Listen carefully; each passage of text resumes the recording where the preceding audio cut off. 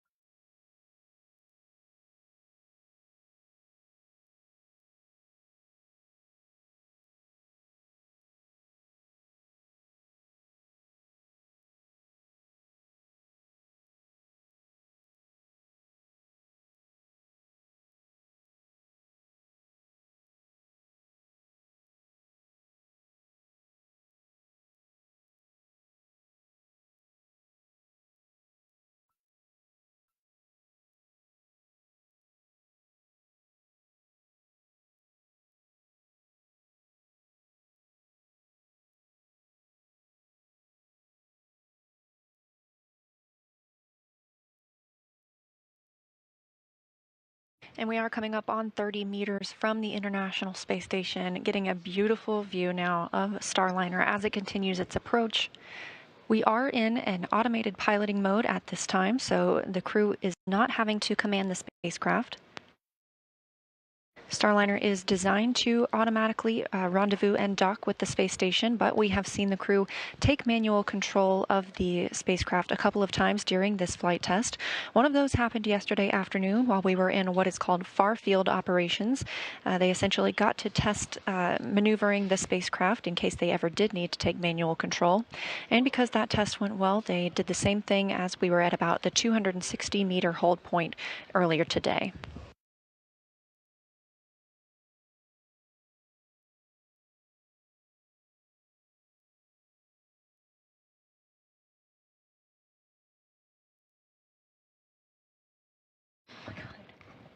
Just passed through the 30-meter mark, and you see the Starliner's forward docking lights turn on.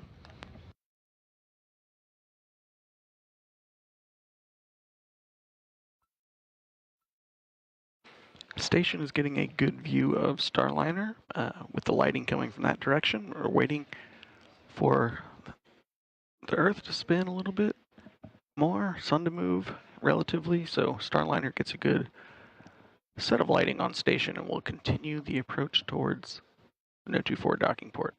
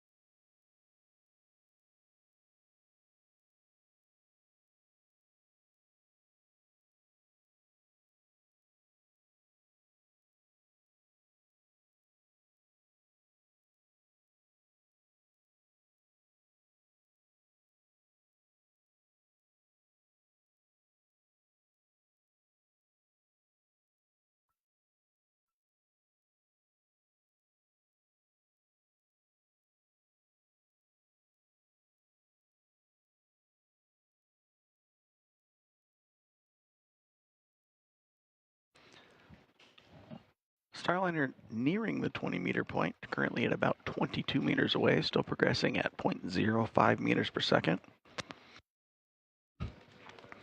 From Starliner's view, front of station is still fairly dark, using mostly the LiDAR sensor for feature tracking on the front of the docking, no-to forward docking port. Currently, you can see Starliner's NASA docking system, NDS. Docking cover has been open for a long period of flight. Currently, the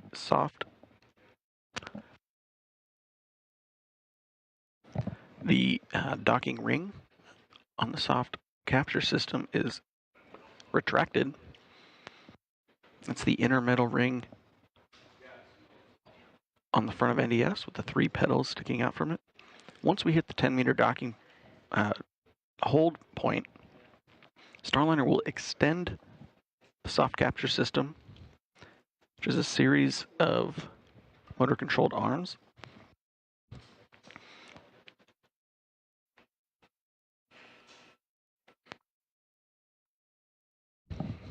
Once we start moving forward after the 10-meter hold point, those arms will remain extended.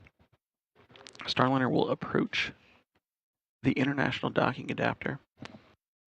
Upon contact, there are several spring-loaded latches that will attach Starliner to station. Then, several minutes later, the arms on that soft capture system will retract. From there are several hooks that will securely latch Starliner onto that docking port, and then from there we will have hard capture. Right now we're currently coming up on 16 meters away.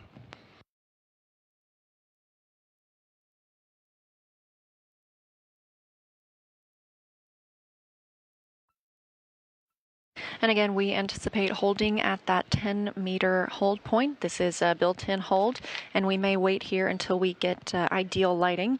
The International Space Station and Starliner are flying over Algeria and about to cross into an orbital nighttime. Again, we see about 16 sunrises and sunsets each day when traveling at orbital velocity. That's 17,500 miles per hour.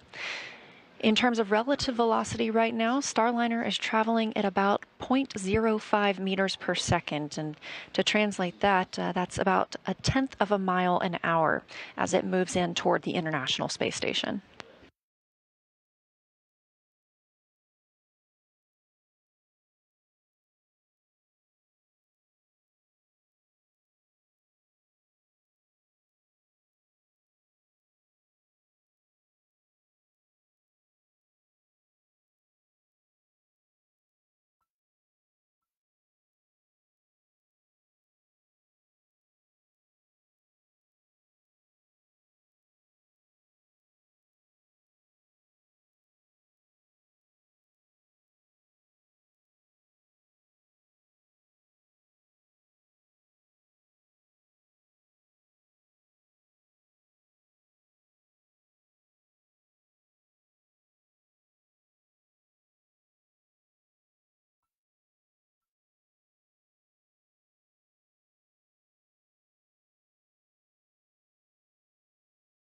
Meter hold confirmed.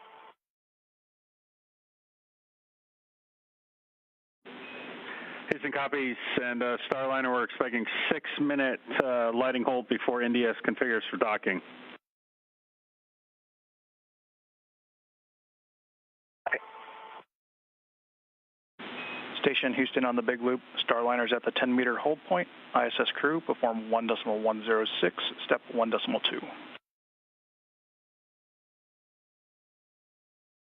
Station copies on the big loop, executing 1.2 of 1.106. ISS crew ready for final approach. Houston copies. Starliner Houston, got your fill-ins for your step 31. The maneuver to target align will be at 17:27:40. Expect final approach at 17:30.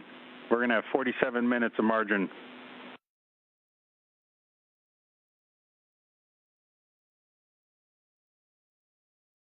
Okay, 17:27:40 and final approach 17:30. We don't know if you said 40 or 00.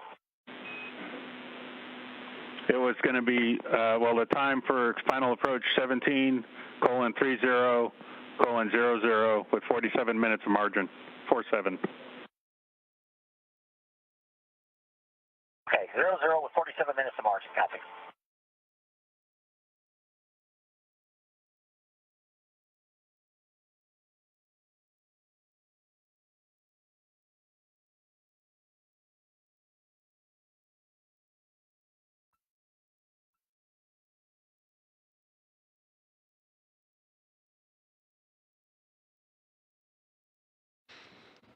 Starliner holding steady in the 10-meter hold point. Currently about 3 minutes and 50 seconds away until for the first phase of the 10-meter hold. We're waiting for better lighting for Starliner's cameras. In the second phase of the 10-meter hold, the NASA docking system will continue to finish its initialization.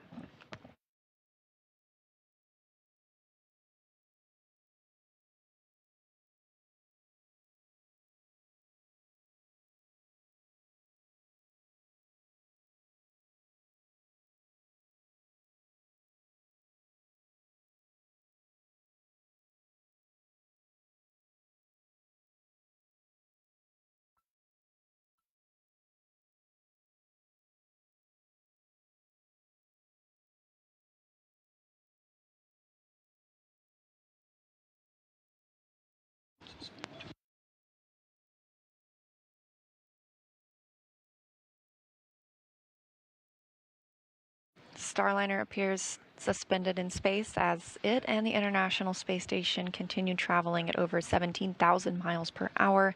And again, we are anticipating an orbital nighttime here shortly. We are at the 10-meter hold point. This is a built-in hold for all arrivals. And we will continue holding here until we get the lighting that the teams are looking for to continue to press in towards that Node 2 forward port.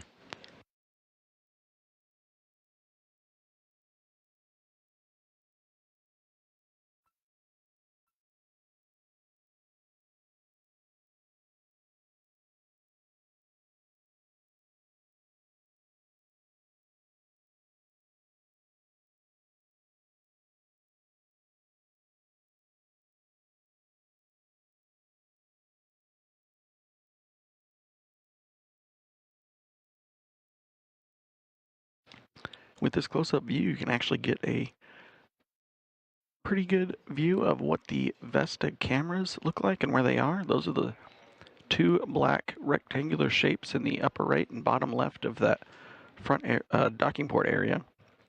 There's also an additional camera offset to the left, just above the orange data connection. Those cameras are spread out in different locations to help better track different features on the front of the International Docking Adapter.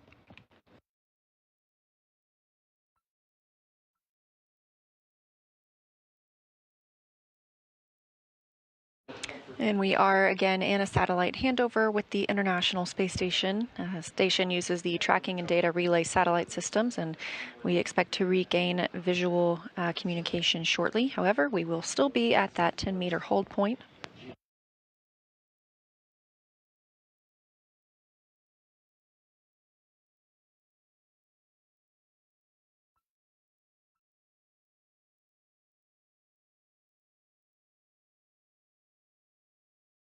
Again, the docking window opens at 12:33 p.m. Central Time.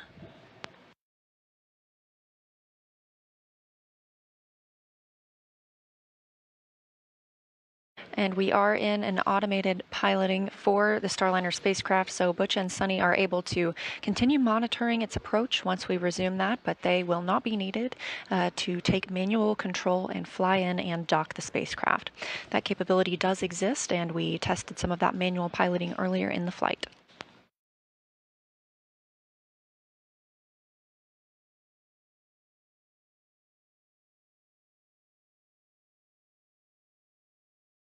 Houston, we just hit 10-meter hold 2. We're putting step 32 in work, if you're ready.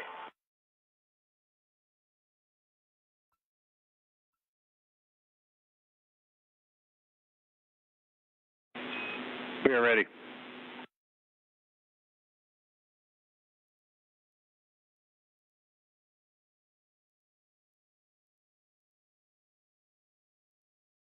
Again, Houston.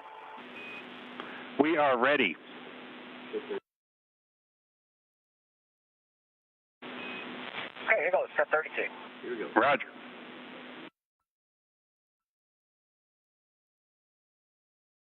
All right, NDS latch NEA switch is in enable. Roger.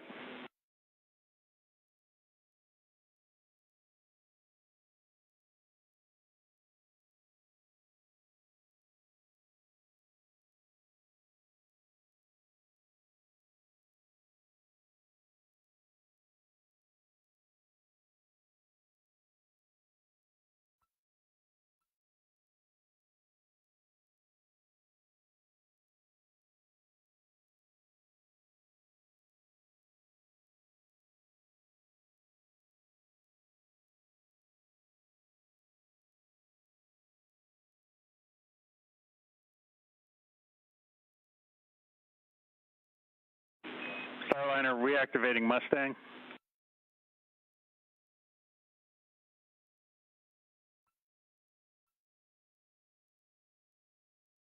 Okay.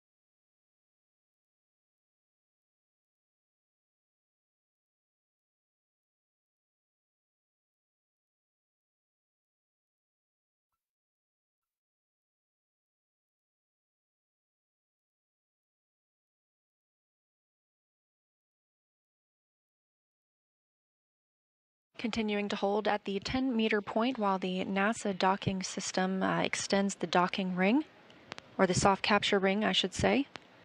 Now less than 10 minutes away from the opening of the next docking window, again that coming at 12:33 p.m. Central Time.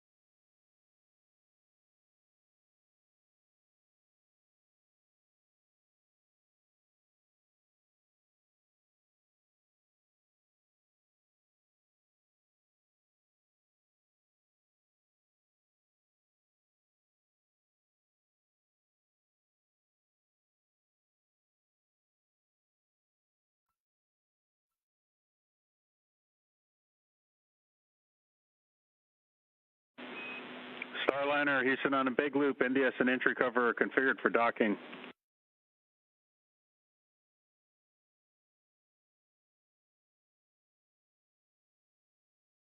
Starliner copies. We're ready.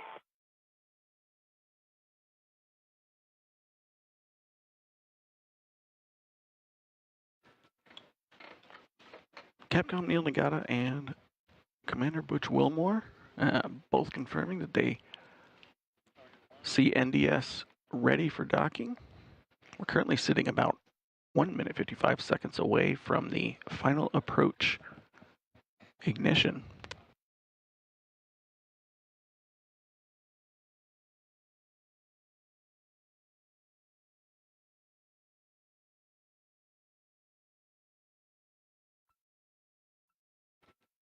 During the last 10 meters, you'll see Starliner approach at a very slow rate, similar to the last 50 meters that we saw coming in the approach corridor.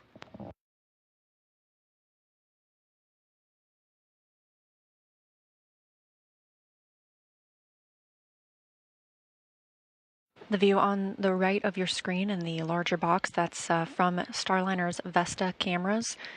This helps Starliner align with the International Space Station. Again, we are docking to the Node 2 forward port today. Window opens at 12:33 p.m. Central Time.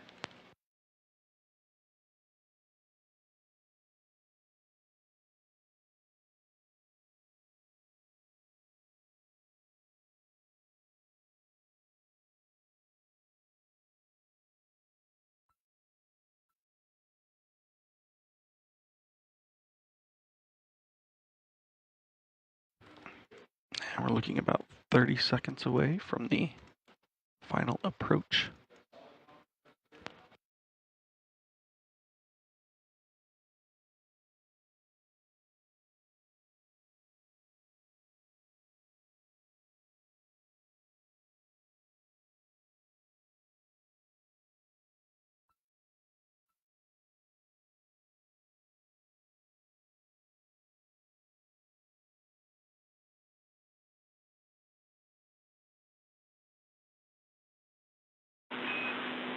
Starliner, Houston on the big loop.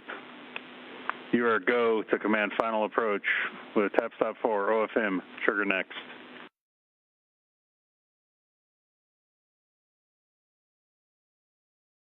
Here comes Sunny's putting in the trigger next.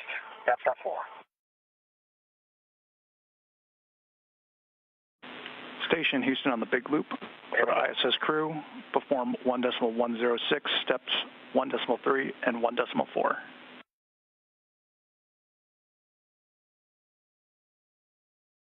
Station copies, executing 1.3, 1.4, 1.106.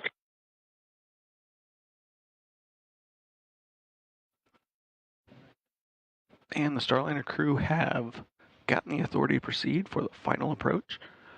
Starliner is currently at just over 9 meters away, approaching at about 0.05 meters per second, or 5 centimeters per second, towards the Node 2 forward docking port.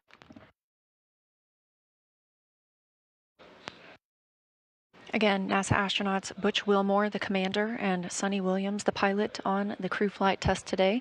This is an autonomous docking, meaning they are monitoring from inside Starliner, but the spacecraft is currently flying itself.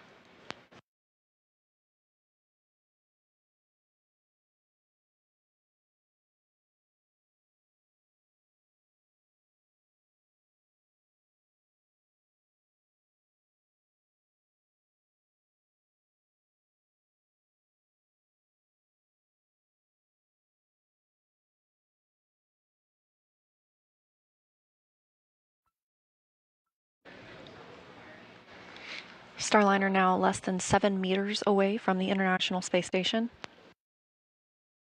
All good calls on the ground. Estimated time of contact is 2 minutes.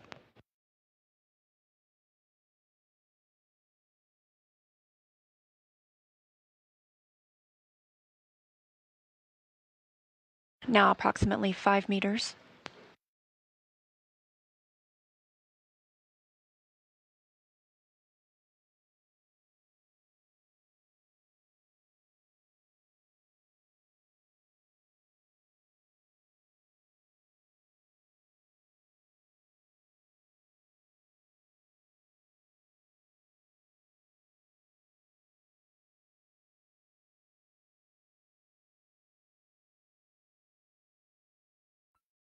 And Starliner passing through 4 meters.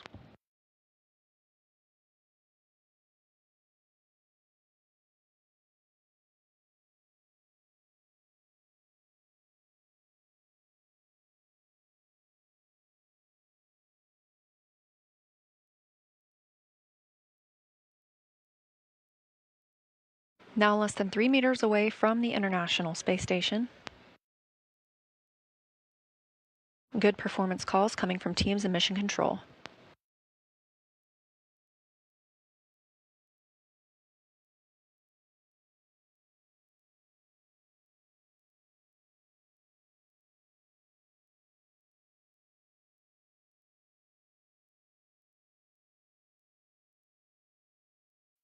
Starliner at 1.5 meters away, currently about 25 seconds from docking.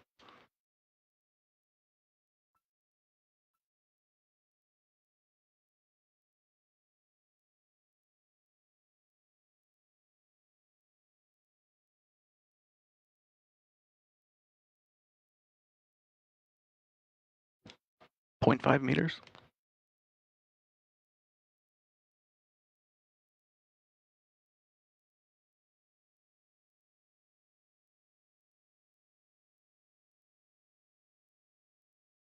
Contact capture. We see the same.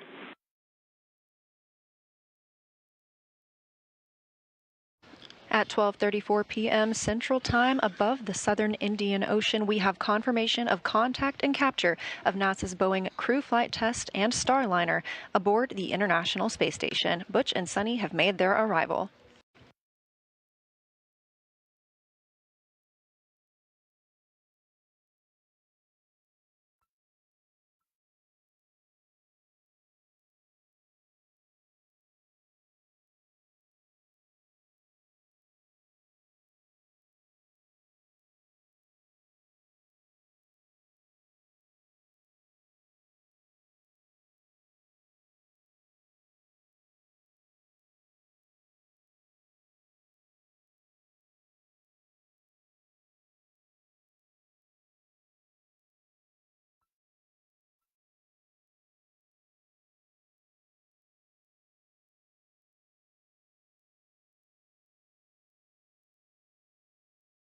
Starliner's soft capture system has finished attenuating any motion after initial capture.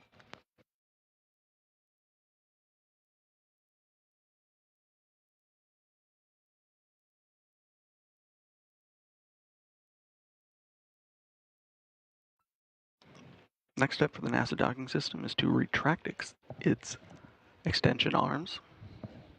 It'll allow the hooks on the hard capture system to attach to the docking port on the Node 2 forward international docking adapter.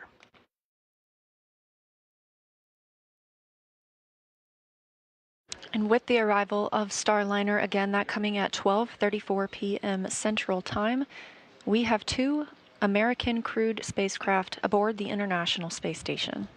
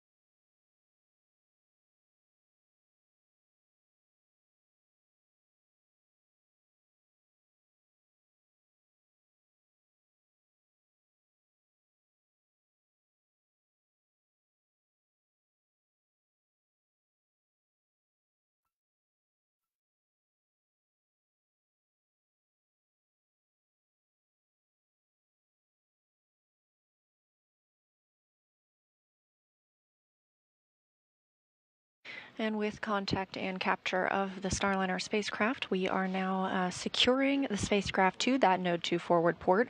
First step in that is ring retraction of the NASA docking system soft capture ring. Once that's complete, there are 12 hooks that will need to drive and more firmly secure the spacecraft.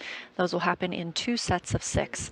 This takes anywhere from 15 to 30 minutes after the spacecraft arriving to the International Space Station.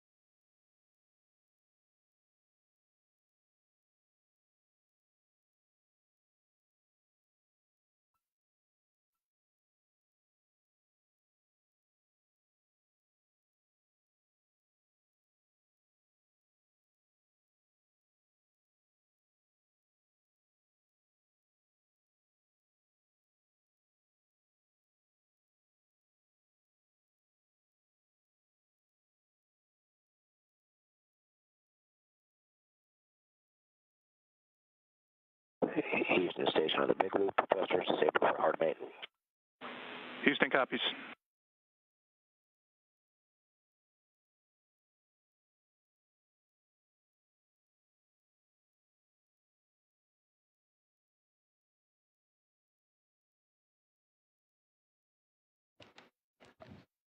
We're now about 6.5 minutes after initial contact and capture of the soft capture system. We can expect the hard capture hooks to start anytime after about 7 minutes from that soft capture time frame.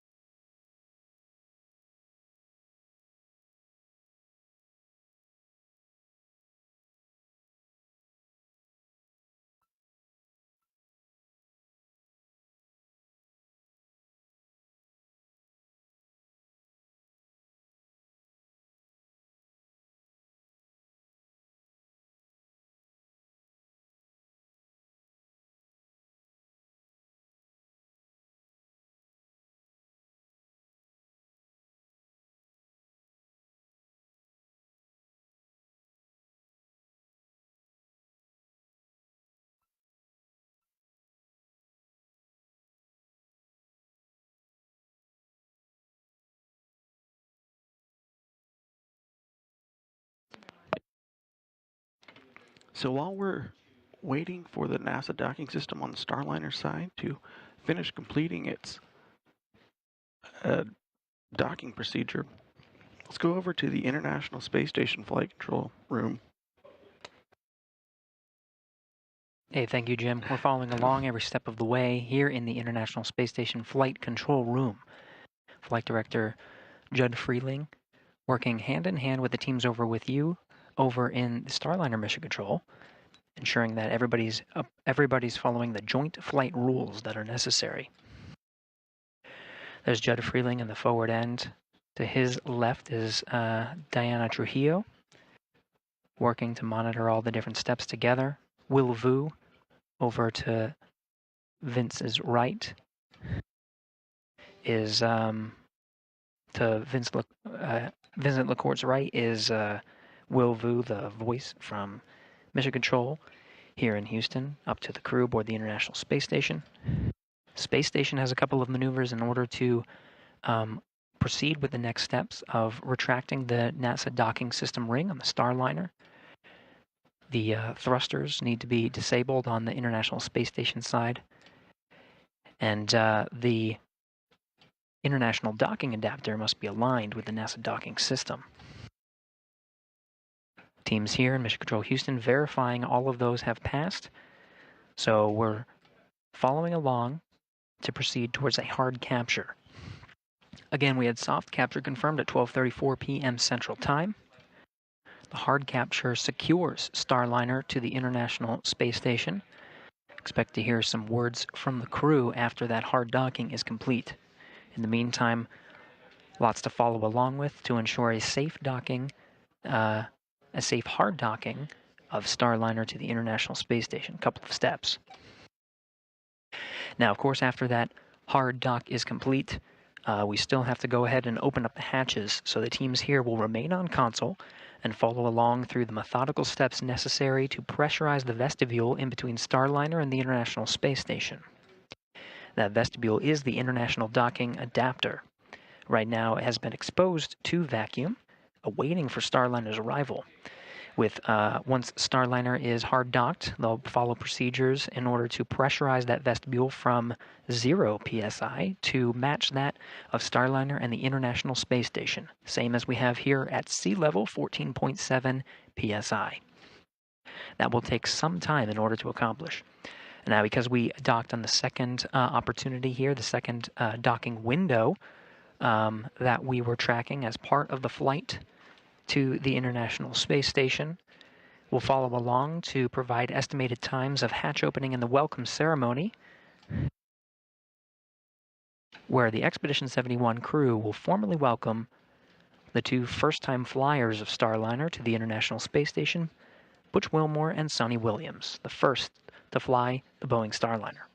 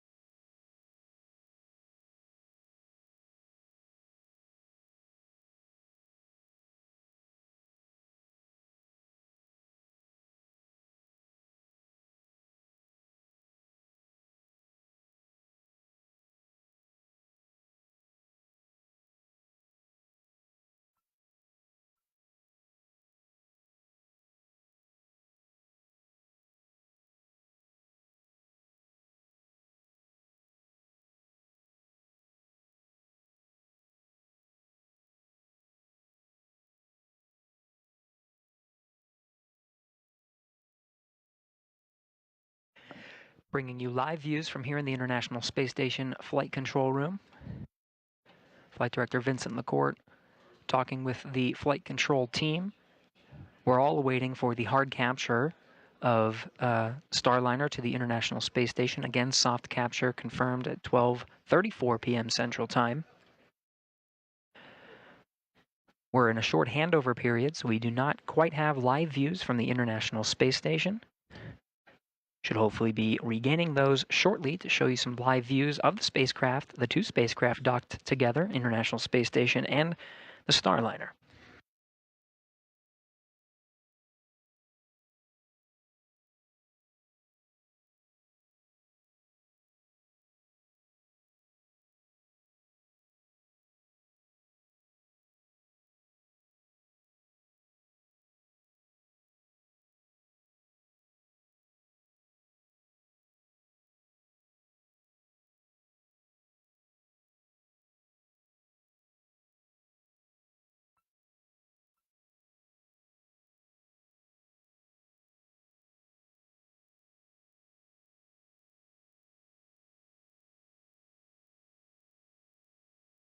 Fellow Flight Director TJ Creamer was just passing behind Vincent LaCourte and Diana Trujillo.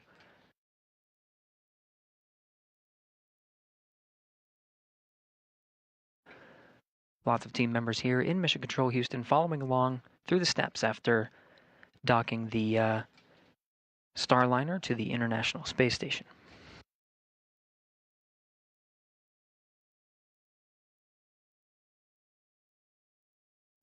Visiting Vehicle Officer Dory Tomeko is following along with the teams over in the Starliner flight control room. The visiting vehicle officer, a console position here in Mission Control Houston that works very closely with any visiting vehicle spacecraft.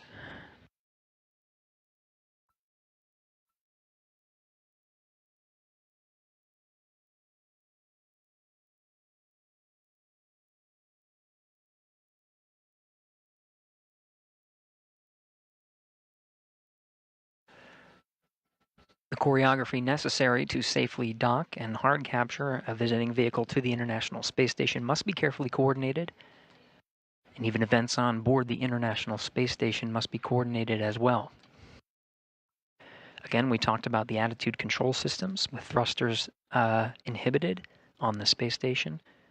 Right now, control moment gyros are the ones that are holding the International Space Station in place until after the hard capture, when those thrusters can be re-enabled.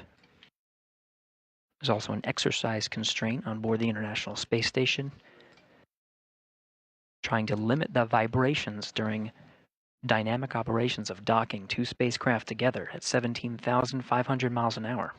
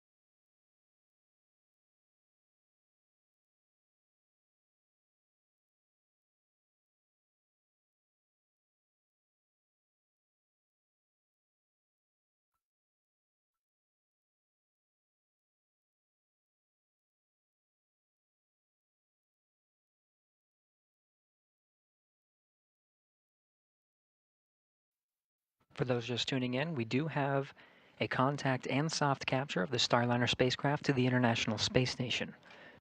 Butch Wilmore, Sonny Williams, currently at the forward end of the space station inside the Starliner spacecraft. Teams here in Mission Control Houston, the International Space Station Flight Control Team working hand in hand with Starliner Flight Control right down the hall here at the Johnson Space Center in Houston, Texas. The teams are now working through carefully choreographed procedures to ensure a hard docking to the International Space Station. After soft capture is confirmed, there is a series of very critical steps in order for that NASA docking system ring to retract on the Starliner spacecraft, pulling in the spacecraft for a hard dock.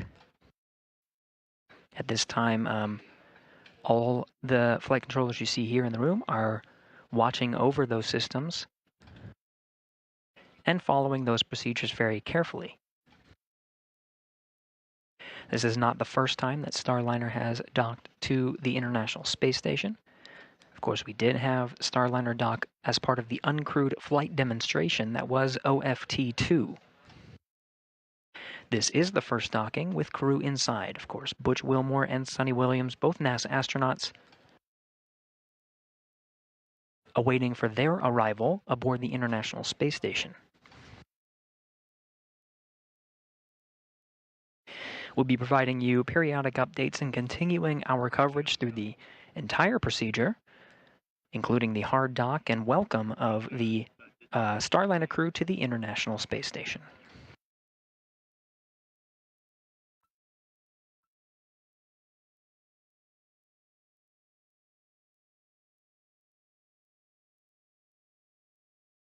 Again, we'll remain on air continuously through the entire procedure of hard docking to the International Space Station. The docking of Starliner to the International Space Station leaves a small gap called a vestibule in between the station and the Starliner. That vestibule is currently at vacuum, and methodically over the next few hours needs to be, once, of course, hard dock is confirmed, needs to be pressurized up to sea level to match that of the internal pressure of Starliner and the International Space Station at 14.7 psi. We'll follow along from both sides, from the space station side as well as the Starliner side. Crew aboard the International Space Station will work through procedures to open up the different hatches and prepare the pressurized mating adapter for welcoming Butch and Sonny inside the orbital complex. There are many steps in order to outfit the pressurized mating adapter and prepare for their arrival, including opening up various hatches, including the Node 2 forward hatch and what's called the APES hatch. This is the hatch on the station side. On the Starliner side, the hatch is called the IVA, and that will be opened as well to allow a clear path for Butch and Sonny to enter into the International Space Station.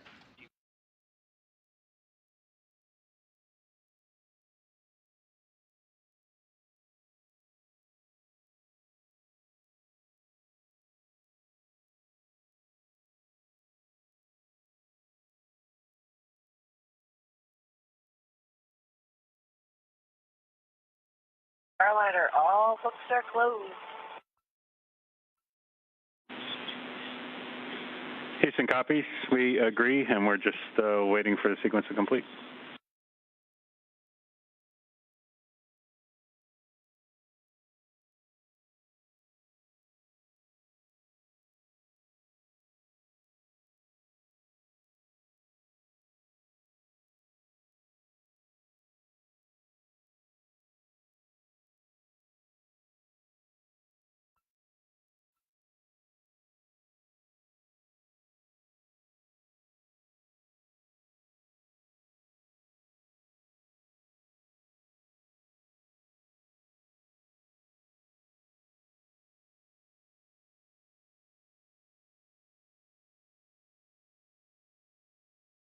Again, you're getting live views from the International Space Station Flight Control Room.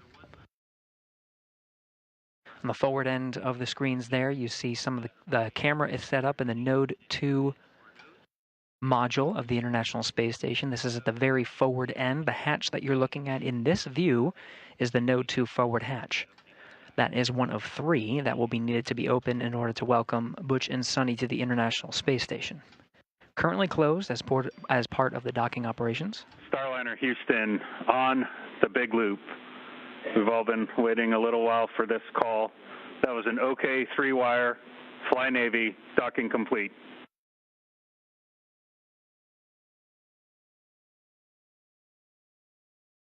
Okay, indeed. Nice to be attached to the big city in the sky.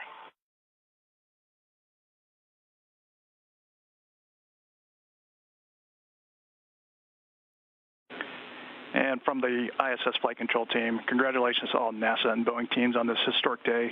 Butch and Sonny, nicely done. Welcome back to the ISS. Outstanding. Great place to be. We're looking forward to staying here for a couple of weeks and getting all the things done in Starliner that we need to get done, and also on station, ready to work. Welcome aboard, Starliner.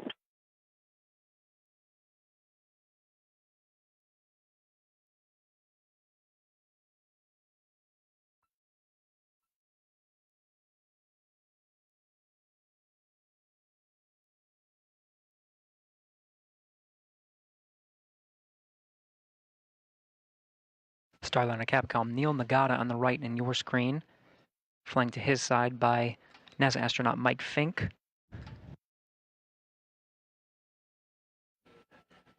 To the left of Neil, Starliner Flight Director Ed Van Cise. We're going to call that the big time. Yeah, you have its attention. I said we're going to call that the big time approach, controlled collision, and the Claremore grab, grapple, cinch, and hold. All right, roger that. It's on the record now.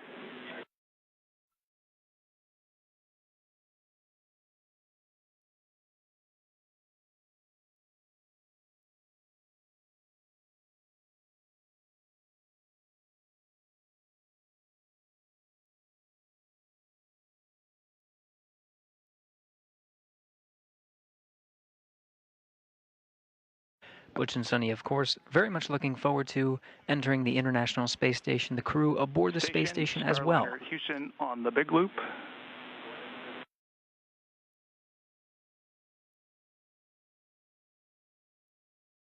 Station's here.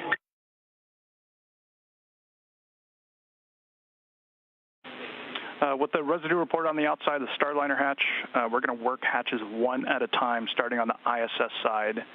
So after A pass hatch open for TC, this is 1.302 step 5.6. Let us know if you smell anything off nominal. If you do, close the hatch and egress and we'll talk. But if things are good, we'll take some photos of the Starliner hatch, and assuming that we're still good, we'll work to get the Starliner hatch opened. Okay, a copy in 1.302. Say again the step. I've got a... Not a problem, TC. Step 5.6 is the actual A-pass hatch opening.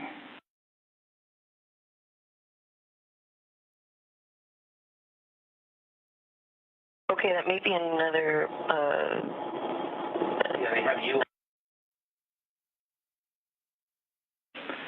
TC, we're just giving you a big picture right now, so... One more thing from Starliner. Go ahead, Starliner. Go ahead. No, go ahead.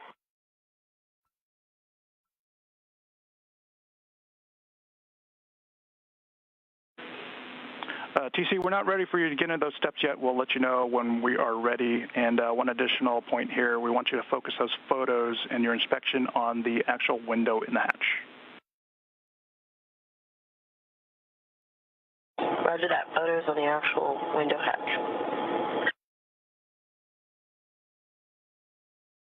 So we're not sure everyone involved, but certainly great work by Flight and the prop team and whoever else was working to get us attached here. So fantastic. We're proud of you. And we appreciate that down here, Butch.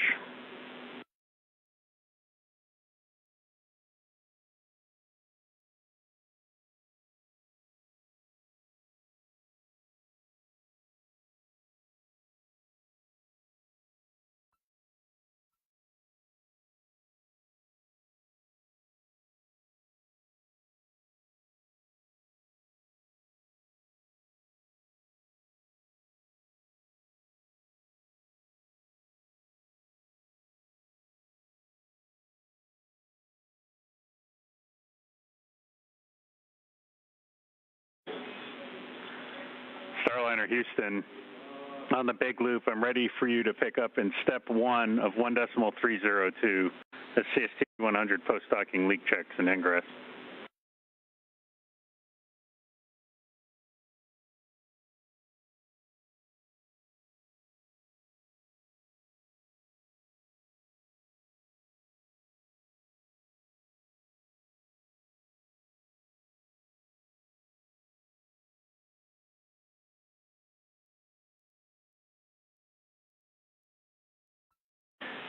Station Houston on the big loop for TC. We're ready for you to perform step 2.1 and 1.302.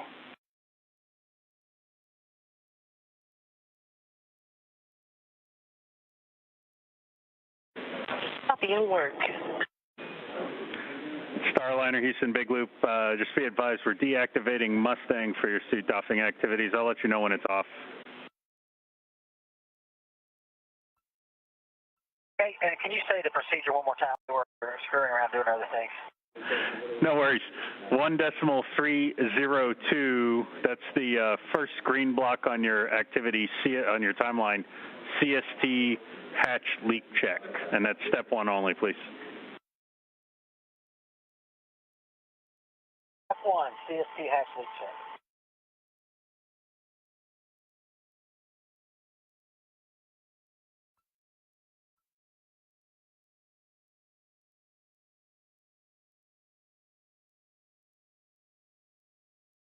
Lots happening right now. Congratulations in the Starliner flight control room. Handshakes all around. Crew is carefully awaiting confirmation of hard dock to proceed with the next steps. Of course, opening up the hatches and welcoming Butch and Sonny to the International Space Station. The contact and soft capture was confirmed at 12:34 p.m. Central Time. Teams in the room there in Starliner Mission Control celebrating the arrival of Butch and Sonny. We're hearing on both ends, on the Starliner end and on the International Space Station end, proceeding to open up the hatches. Celebration here in the International Space Station Flight Control Room as well.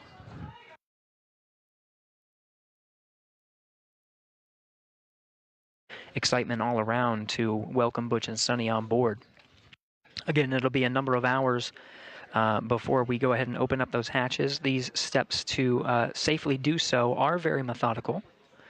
We'll follow along and continue our coverage every step of the way and give you updates on estimated times of the hatch opening and the welcome ceremony.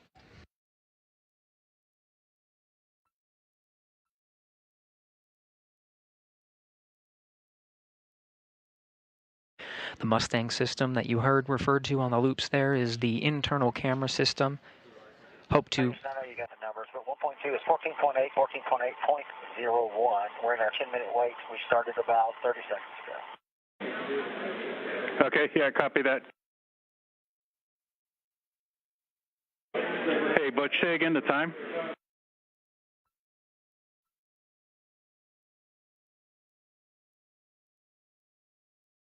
Oh, 200.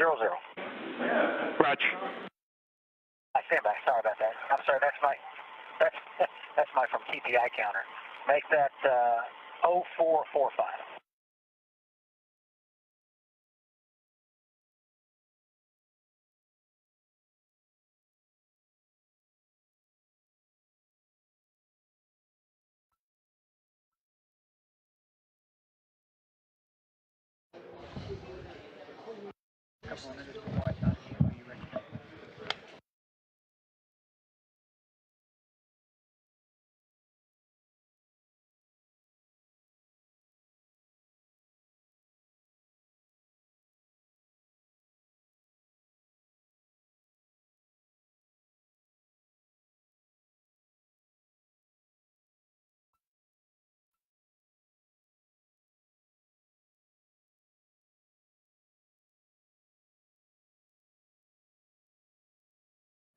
And Starliner, Houston, Big Loop, the Mustang cameras are off OFF.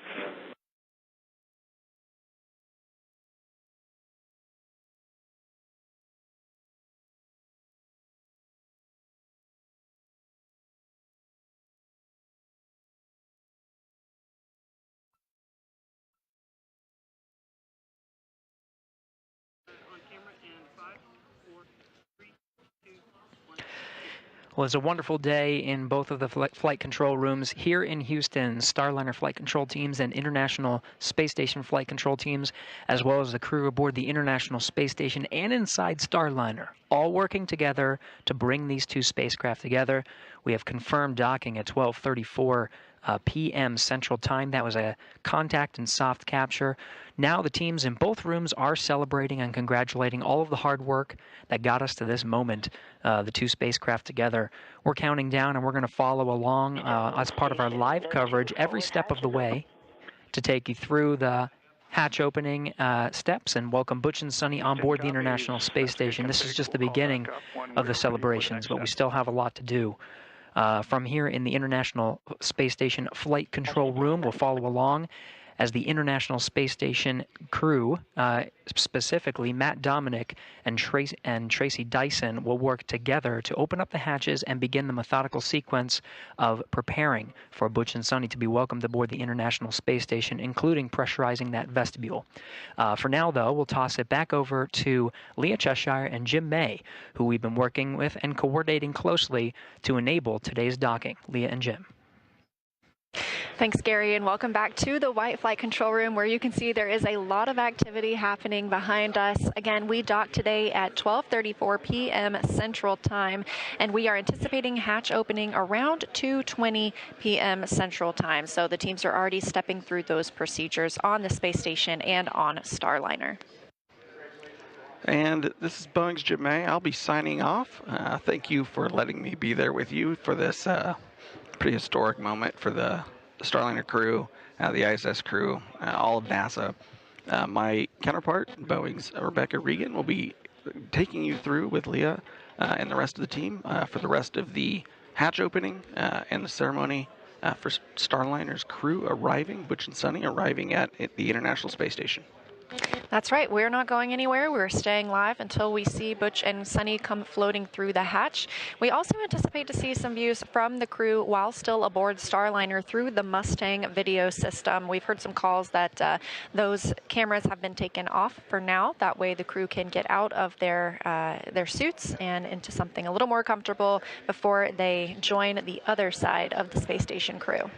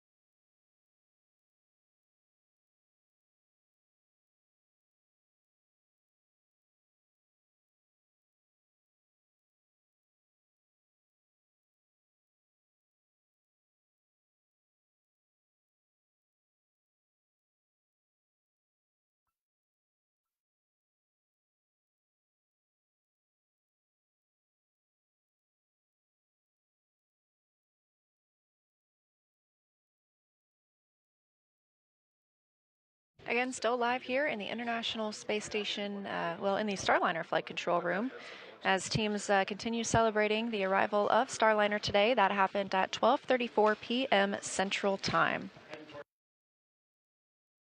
Starliner, just curious, who is setting prop today? Say again, Butch? Okay, who's sitting prop today? It's Mr. Lenort, sir.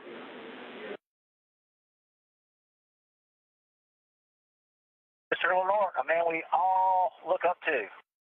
Thank you. Please relay your team that some really great expeditious work. It's not unnoticed, of course. Wonderful. Yeah, he's not standing now, so I don't have to look up to him, but we copy that. Appreciate it.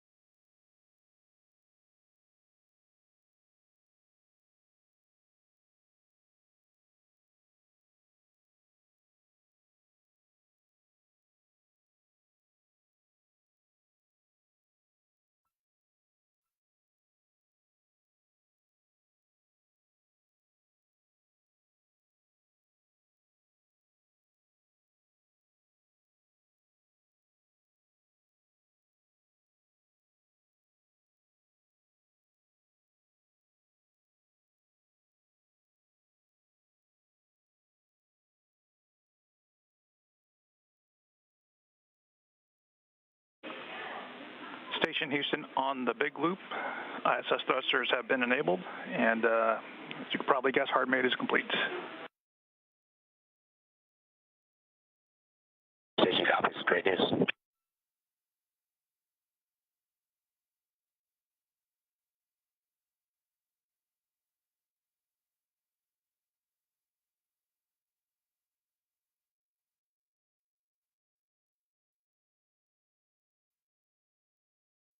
All right, so we're showing 10 minutes, and the numbers look the same, except the vestibule pressure went down 1/100th of a percent.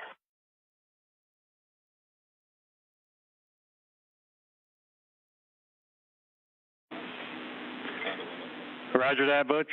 Good leak checks were good for you to pick up in 1.4.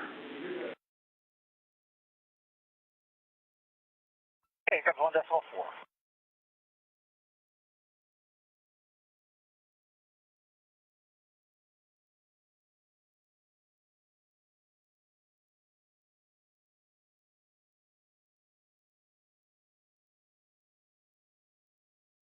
All right, Houston, initial hatch leak check is complete. Roger that.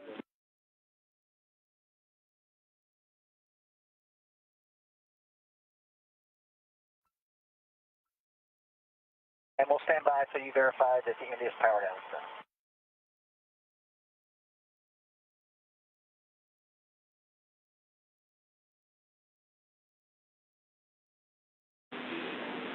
All right, Butch. Yeah, we concur. India's power down's complete. We're working with ISS for the initial vestibule pressurization. As you heard, we're going to have a delta this procedure where we're not opening the hatches SIMO. Okay. Station Houston on the big loop for TC. You have a go to perform step 3 in 1.302.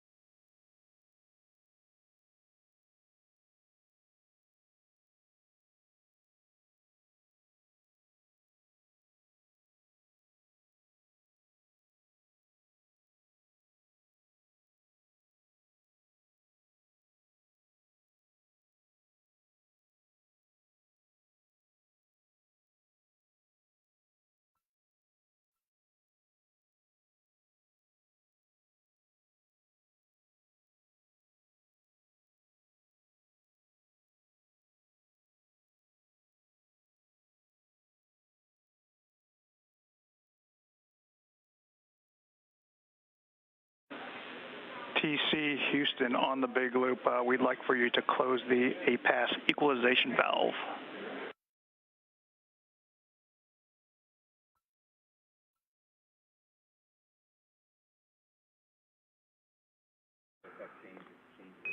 Starliner Houston, air to ground 1.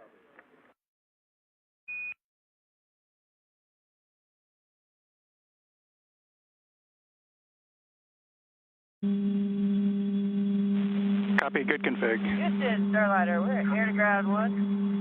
Just to let you know, also the WAP and all the CNS stuff is stored down, and satellite cameras all stored down. Okay, hey, yeah, copy that. And then for your panel, Sunny, the pilot panel, can you take space-to-space talk listen, please? Absolutely.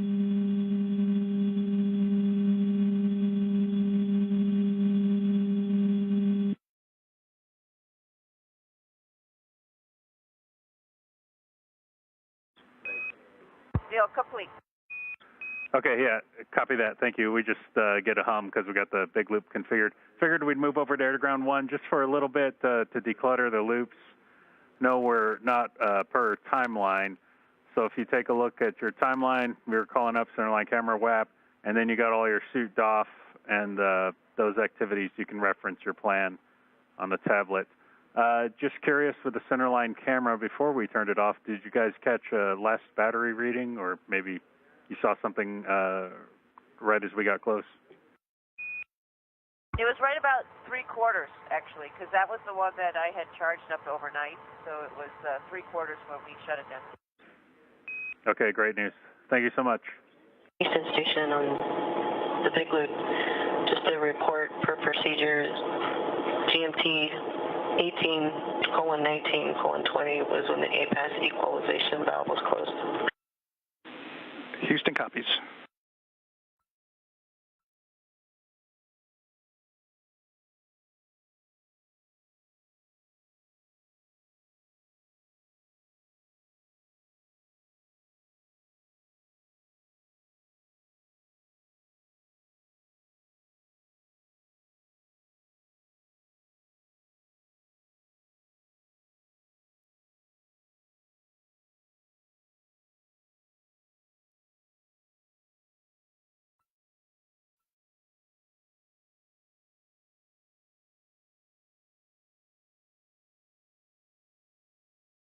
And Neil, when you guys are ready for those comm checks, let us know. Also, we're just standing by for that as well. Yeah, copy that.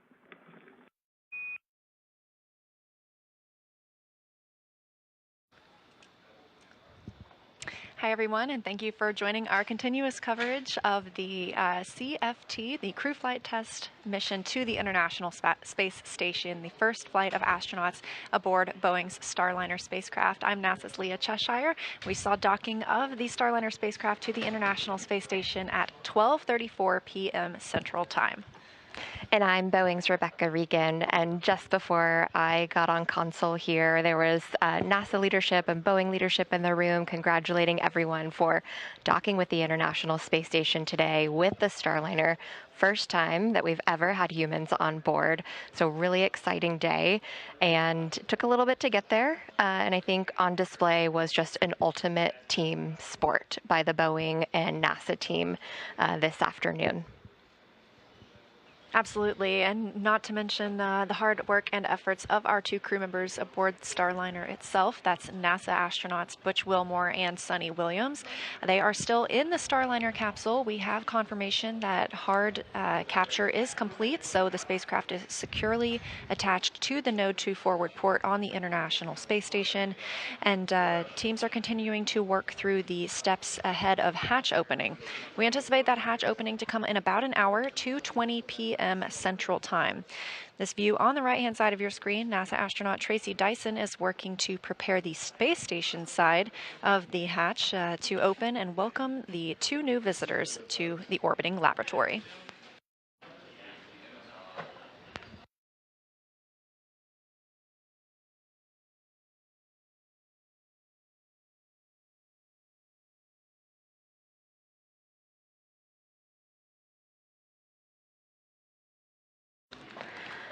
On the left-hand side of the screen, you see Starliner there docked to the International Space Station. You know, we said it took a little bit to get to this point today, and, you know, I couldn't help but think Butch used to say, you know, if I wanted to, I could do barrel rolls around the International Space Station, and while he didn't do that today, they certainly did put Starliner through its paces. Yeah, the crew had a couple of opportunities to do some manual piloting. One of those happened yesterday before their rest period. They did these far-field manual piloting operations, getting to take control of the spacecraft and maneuver it. This is a test flight, again, to make sure that Starliner is ready for operational rotation missions. And so with that completion of the manual piloting yesterday, the teams, or I should say the astronauts, did the same thing today at about 260 meters away from the International Space Station. Definitely got to put their test pilot chops to work today. Station Houston on the big loop for Matt and timeline. Go ahead. Matt, sorry for the delay there. So we're going to work through hatches as quick as we can. As far as we could tell, we're about an hour behind on the timeline. And for your awareness, the second PAO event on the timeline is canceled for today. Copy, yeah, that's what we were looking at. You gave us the slide time, so we expect roughly an hour for each activity, which makes total sense. Yep. And did you copy the call on the exercise go? Station copies exercise go. We're busy with other stuff, but yes.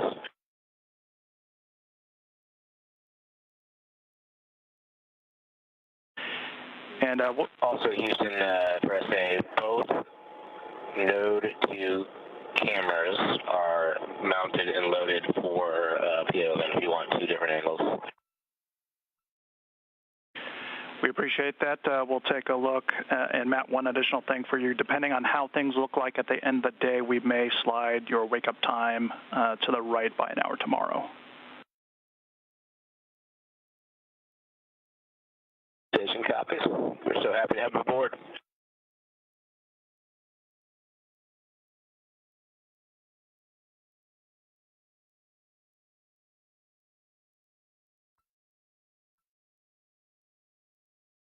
Comms continue from teams on the ground to the Starliner crew and the crew aboard the International Space Station. Now, we are in a satellite handover. They were discussing some upcoming PAO or Public Affairs Office events. The first of those will be the welcome ceremony. We anticipate that to happen about 20 minutes after hatch opening. Again, tracking hatch opening for around 2:20 p.m. Central Time. The second of those events may be rescheduled at a later date, but it was a private discussion. The second of those events, correction, was the VIP event that we were anticipating later this afternoon.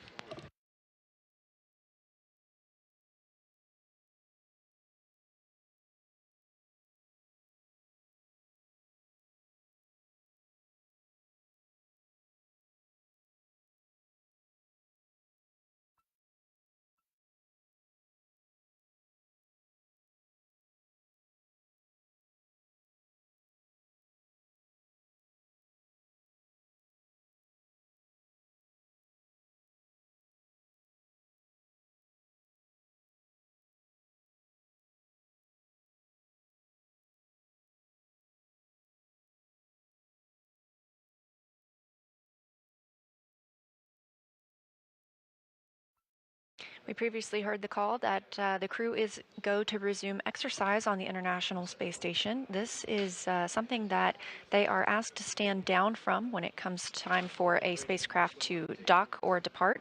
That's so that there aren't any loads imparted on the space station as any crew members are moving.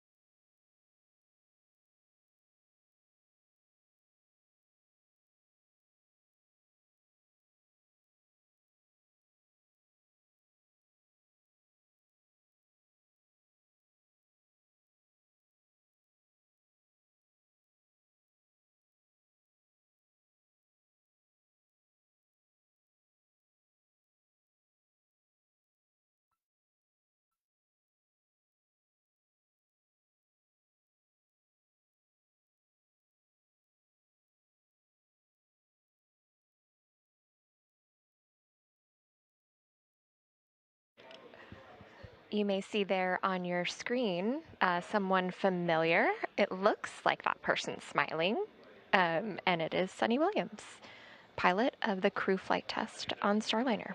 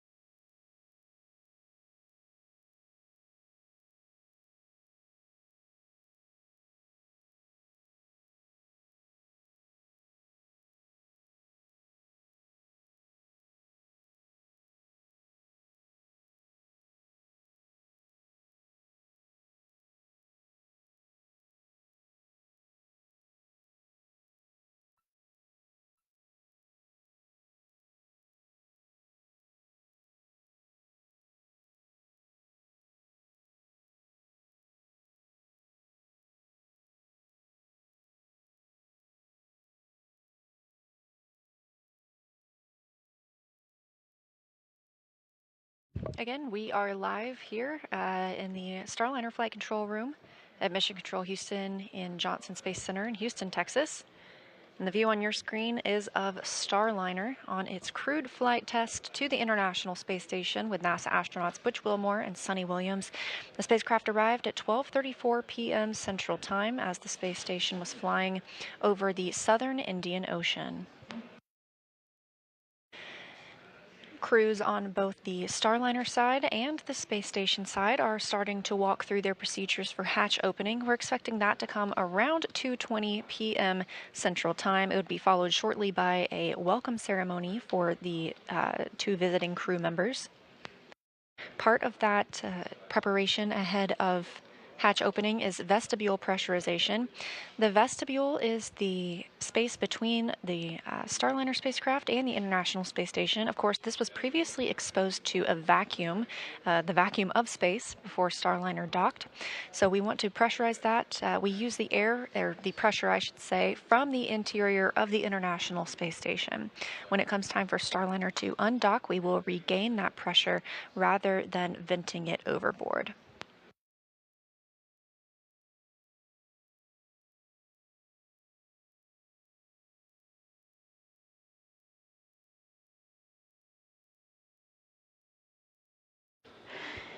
So, as Leah mentioned, as we docked to the International Space Station, we were flying over the South Indian Ocean, and so much synergy there for Suni in particular. You know, she chose the gravity indicator, a narwhal, to bring awareness to research in space and research in the oceans. She says they go hand in hand. She also named the Starliner Calypso after Jacques Cousteau. So just really cool that she got a chance to do that today, and I certainly hope that people from India were tuning in because Suni is from Indian descent.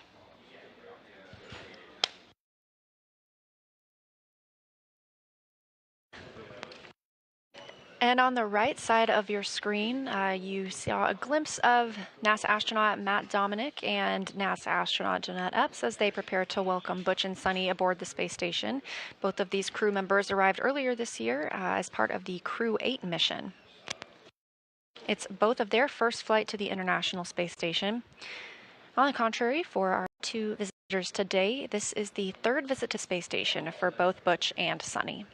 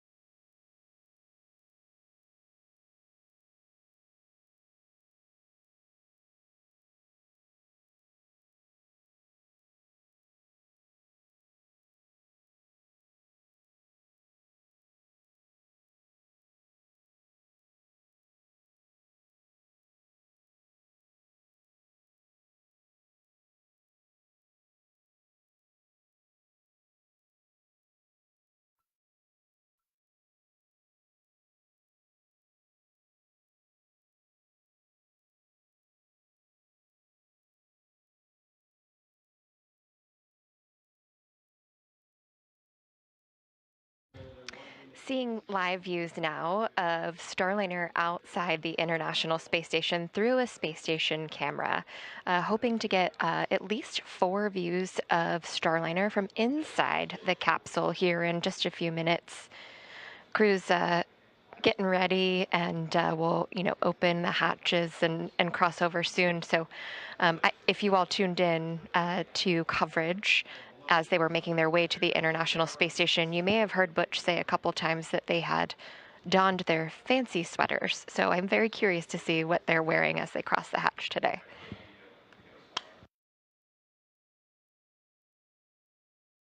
Meanwhile, on the other side of the hatch, on the space station side, that's NASA astronaut Tracy Dyson. She arrived to the orbiting laboratory in February.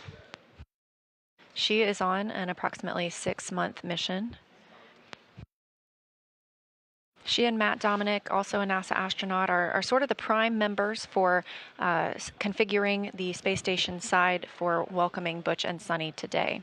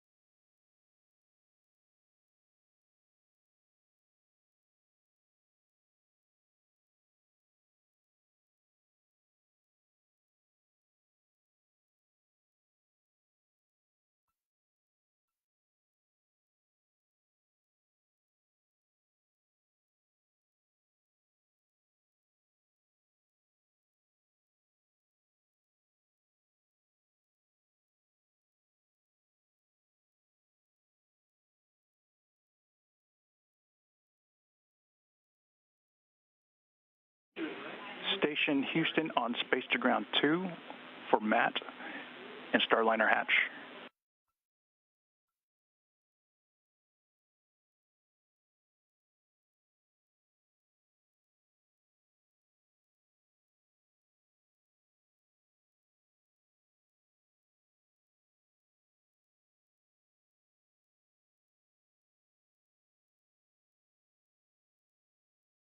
Go ahead, for Matt. Hey, Matt, we want to go over the APAS hatch plan with you one more time. So once we get that APAS hatch open, we're not ready for that yet. We want you to do an inspection and take pictures of the Starliner hatch and the residue. Once you've had a chance to do that, give us a call and give us a description of what you see. Now, if anything liberates or you experience any irritation, we want you to close the hatch and give us a call. Okay, so I'm not doing it now, but when we open the APAS hatch, I will open it. I will use my eyes and my nose to smell, and I will take pictures with the camera. If there's anything residue or anything, I will close the APAS hatch. Good read, and we want you to focus on the Starliner hatch window. Copy the window. Who is Matt? Yeah, that's what we're wondering, but you can ask that on the big loop.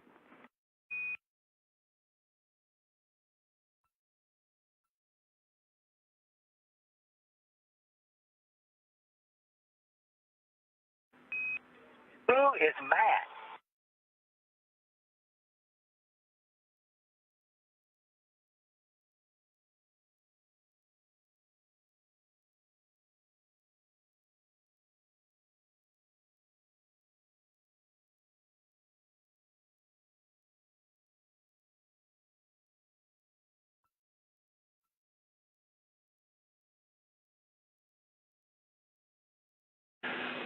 And Starliner Houston, while we investigate who Matt is, we will, I'm just curious if you guys are good with us turning the Mustang cameras back on.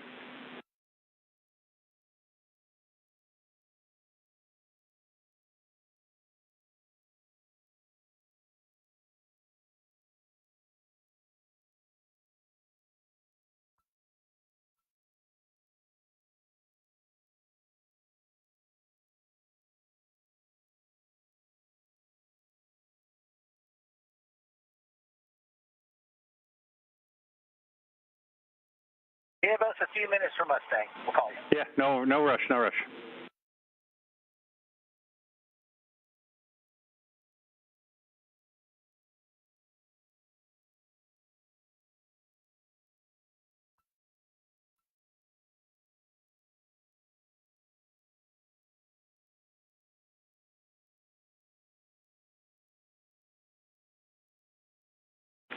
Station Houston on 2 for Matt. We see you in the PMA. You don't have a go for APAS open yet, so stand by on that.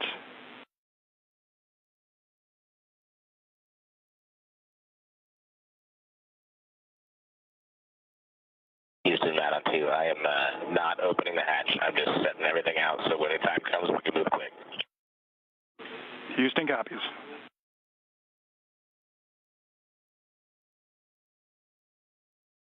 Who is Matt?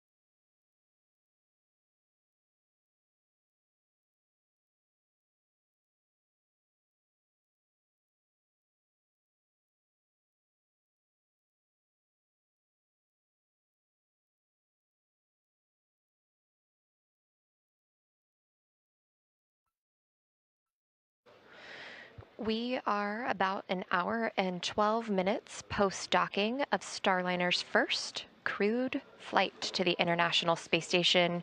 On the left hand of your screen there, you see Starliner, and you may see a little black line, or maybe a bigger black line on the thermal protection system of Starliner. And that is because Starliner, this particular crew module, has been to space and back again on orbital flight test 1. And so that is residual marks from the ablation of reentry. You're also seeing the horizon there underneath Starliner, a beautiful view. And we're going to go ahead and toss it over to Gary Jordan in the International Space Station control room, who will cover what's going on the right-hand side of your screen. Thank you, Rebecca. Yes, we're here in the International Space Station flight control room, working hand in hand with the teams in the Starliner flight control room down the hall. Live from this view, you can see the flight controllers hard at work, looking after the procedures of opening up the hatches and making sure we are going through the methodical steps necessary to open up the hatches and welcome Butch and Sunny aboard the International Space Station. Inside Node 2 right now, you see NASA astronaut Matt Dominic working through some of those procedures. Teams are working through a leak check just to make sure we can work through those. In the meantime, Matt Dominic has set up a variety of different cameras inside Node 2. Some of them will be used to live stream the welcome of Butch and Sunny to the International Space Station. We're getting a view from one of those views now. Dominic currently donning some of the equipment necessary to perform an investigation once those hatches are opened. Now, there are 3 hatches needed to be opened to welcome Butch and Sunny to the International Space Station. One of them is already opened. You can see at the very forward end of your screen there, the Node 2 hatch. Once this is open, you can see through to the pressurized mating adapter all the way down to the next hatch, which is the APAS hatch. This is on the station side, and on the other side of that hatch would be the vestibule that separates the Starliner from the International Space Station. That vestibule right now being checked as part of the leak checks necessary to pressurize that vestibule and open up those hatches. There's another hatch on the other side. This is the Starliner hatch called the IVA. And teams will be working to work through those procedures to open that hatch, which is uniquely a free-floating hatch. It's not on a hinge, so the crew will work to remove that hatch and then temporarily stow it as part of the procedures to welcome Butch and Sunny aboard. Now, some of the gear you are looking at, Matt Dominic, starting to don, is allowing for the inspection of those hatches. As part of any normal procedure of opening up the hatches, just to make sure it is truly safe, the crew inside the station dons some goggles that have, and you can see the headlamp to illuminate some of the working space that's necessary to look for any foreign object debris or anything that is part of the hatch opening sequence to ensure there's nothing obstructing the various hatch components. And we can ensure a good sequence of opening up those hatches. Now, Dominic is going through and getting just a jump start before giving the go to open up the hatch and begin that sequence. Just making sure he's got the necessary gear. In the meantime, NASA astronaut Jeanette Epps appearing in the foreground and working with Dominic there in the background, who will be leading the steps necessary to open up the hatches. Some of the reports you've heard on the big loop include inspecting some residue that was reported on the Starliner forward window. This is on the IVA hatch.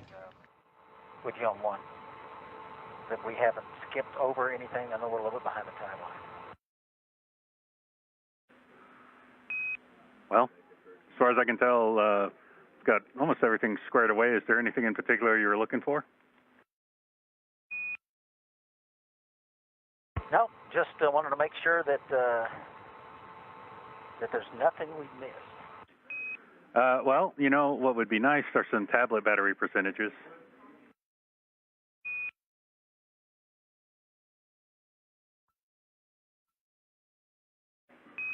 And Butch, where we are is we're just going to wait on the leak checks. We're still waiting on the leak checks for the vestibule. And then, you know, we've got the deltas to the hatch opening. So we're still in the middle of the big leak check.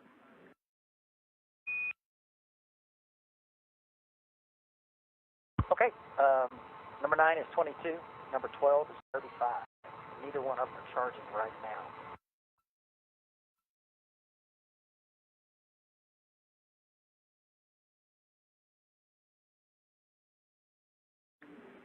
Okay, roger that.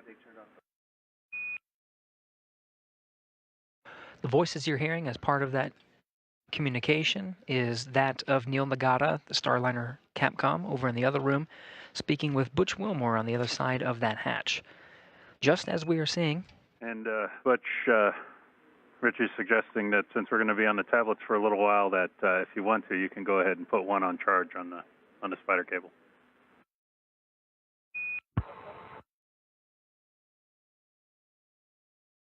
Okay, yeah, we'll put 12 on it. Roger.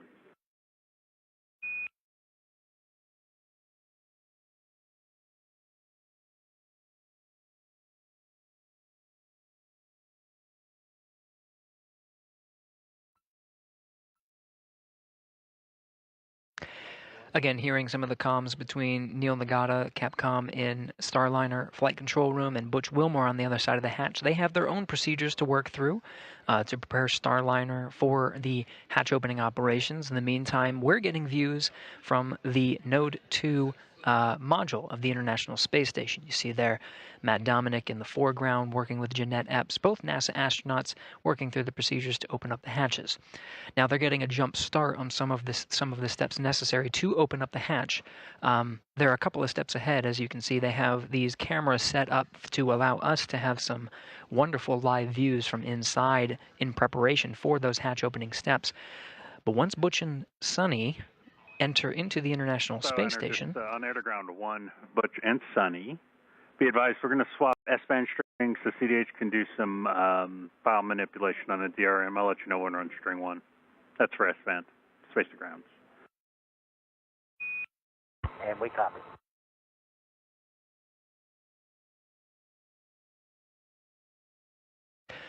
Now again, from inside Node 2, various cameras and lights set up to allow the best possible views of Butch and Sonny's ingress into the International Space Station. So we're witnessing some of those steps. And Butch or Sonny, for the tablets, we'd like to know if you've got both tablets now configured for airplane mode.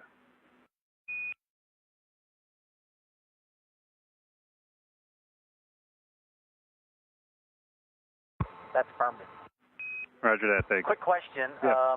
The undergarments we wore under our suits for launching up till now, we're not sure what remained on the spacecraft and what was taken off. Do we have another supply of undergarments, or do we have to save these and wear them back? All right, we're going to check on that.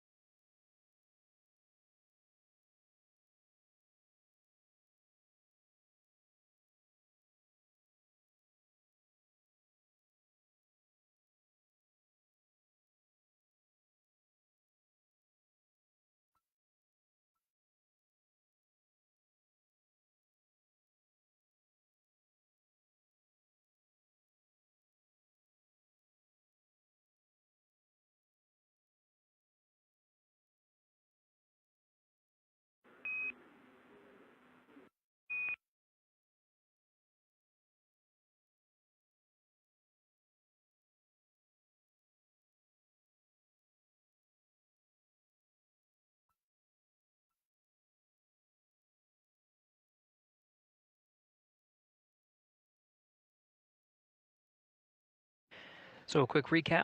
Starliner docked to the International Space Station with a contact and soft capture at 12:34 p.m. Central Time today, June 6th.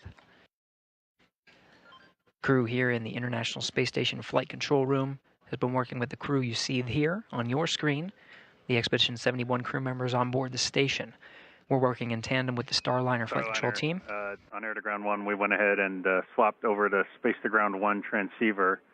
And as far as the suit undergarments go, we're going to have to hang on to those for the mission. That's the only set you got. Okay, only set we got. Thanks, I think.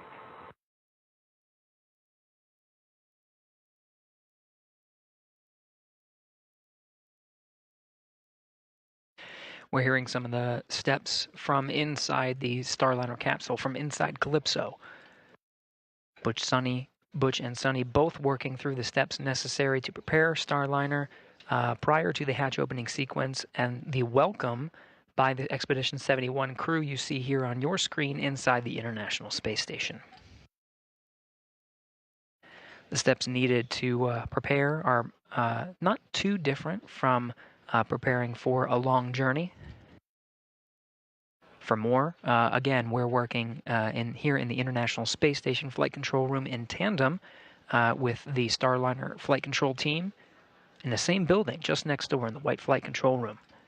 For more on this, let's head over to Leah and Rebecca, who are following along with the teams in Starliner Flight Control Room.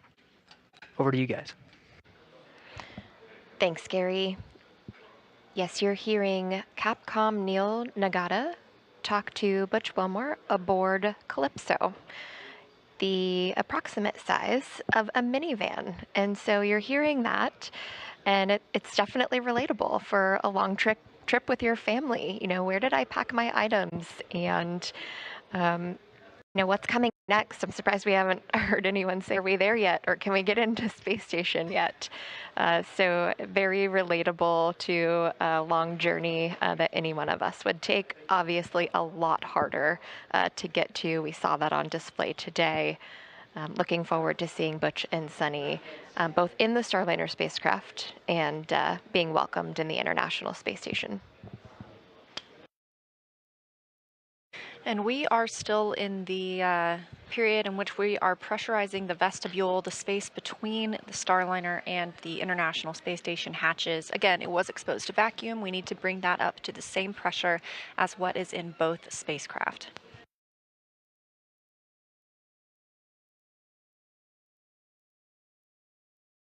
But to take a look back at the timeline of our mission so far, launch occurred yesterday at 9:52 a.m. Central Time from Space Launch Complex 41 in Florida. The OI burn, or the orbital insertion burn, occurred about 30 minutes later, that coming at about 10:23 a.m. Central Time. Since then, Starliner conducted a few more maintenance burns overnight, and then this morning got back into its burn plan with the NHPC-1 burn coming at 7:52 a.m. Central Time. That's a height adjust burn, followed by the NHPC-2 burn at 8:14 a.m. Central Time. Both of those good burns and just fine-tuning our approach to the International Space Station. The TPI, or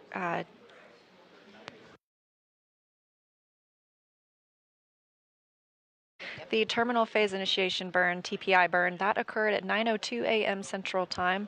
Also a good burn. There were two inbound fly-around burns, one at 9:47, one at 10:07 a.m. These swung Starliner up and out in front of the approach corridor, and eventually we had the approach corridor initiation burn. Once Starliner was on that approach corridor, that means they were directly in front of the Node 2 forward docking axis. That's where they docked today.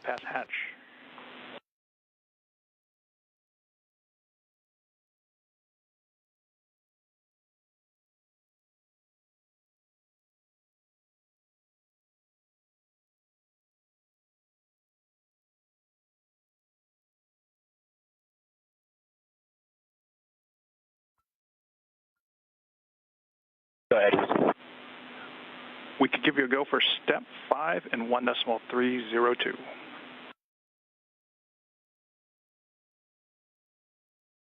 Copy, step 5.1.302. Good copy. Going in.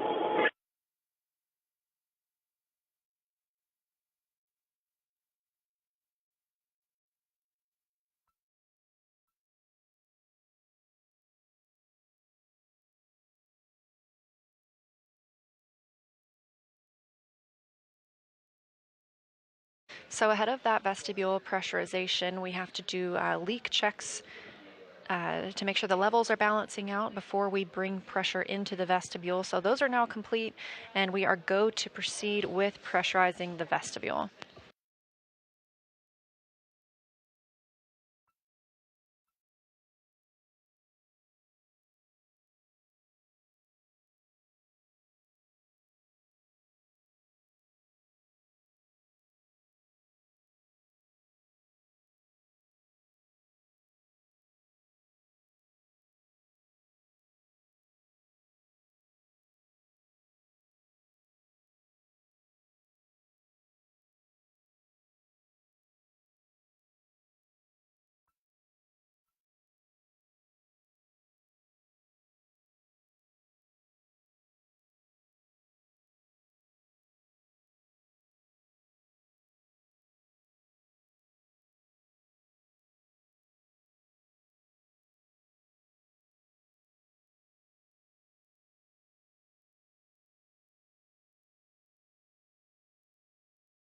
Houston, Matt on 2, APAS equalization valve is open, looking for your go in 5.12.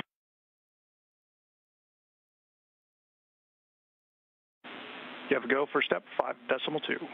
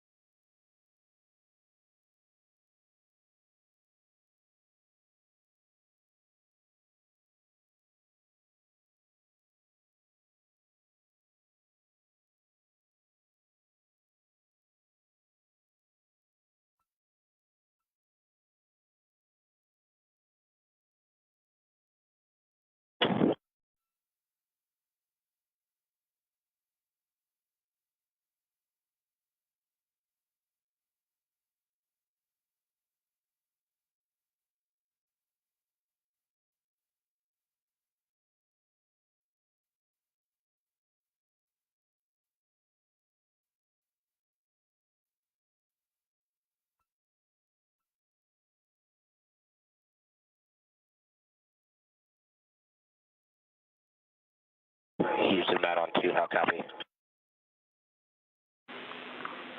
Matt, we didn't get anything if you called down earlier.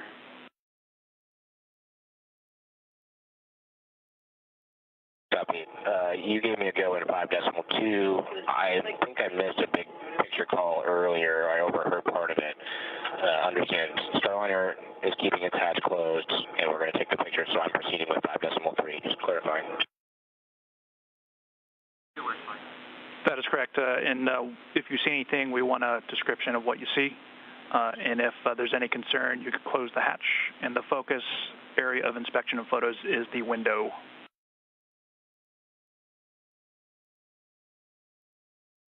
That makes total sense. I was just making sure 1,000% we were skipping that MC call from Mission Control Starliner. Thanks.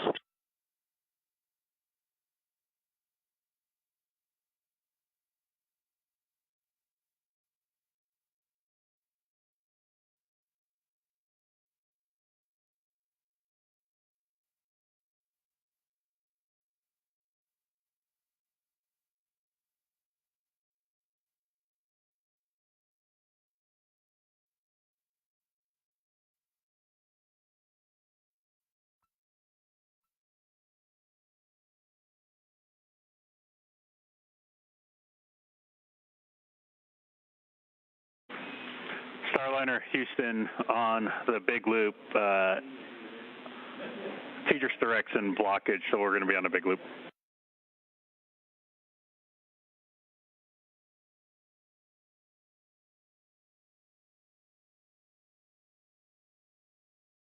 Starliner copy, big loop. All right, Butch, hey, we're ready for you guys to pick up in 1.302. It's going to be step 6.3 only, prepping for hatch open. Right now, I think you copied, Matt's got the APAS hatch open, so they're doing some work there, and then they're going to take a look at that stuff that you reported on the window.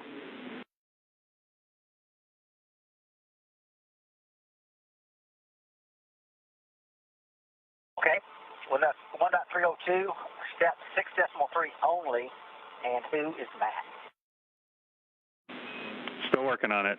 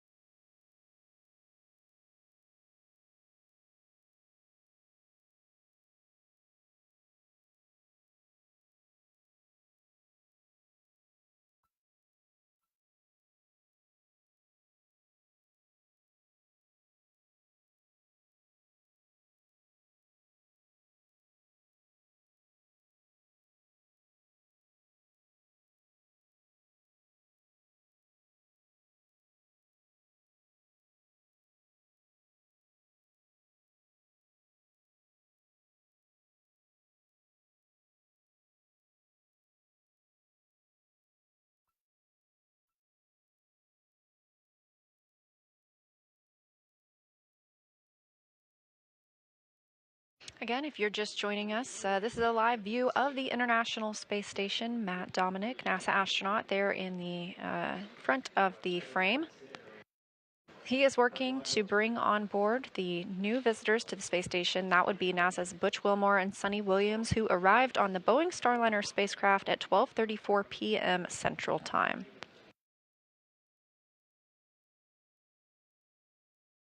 This is NASA's Boeing Crew Flight Test Mission. It is the very first flight of astronauts aboard Starliner to the International Space Station.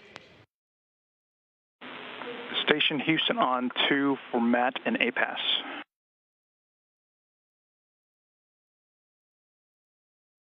Go ahead. Hey, can you confirm for us where you are in step 5?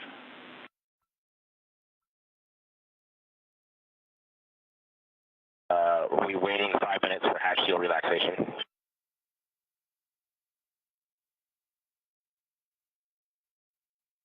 Specifically 5.5. Okay, copy. Thanks for the confirmation.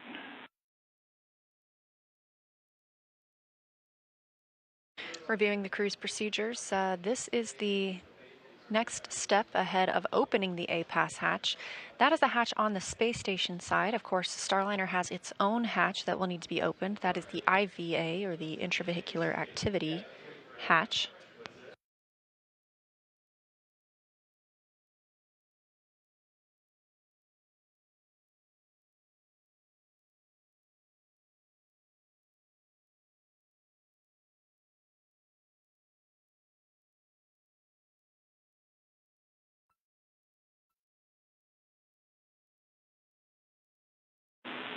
Station Houston, on the big loop for any available crew. Looks like there's an MV over one of the IMVs going into Columbus. We'd appreciate it if you can move it. It's over the IMV. The valve part.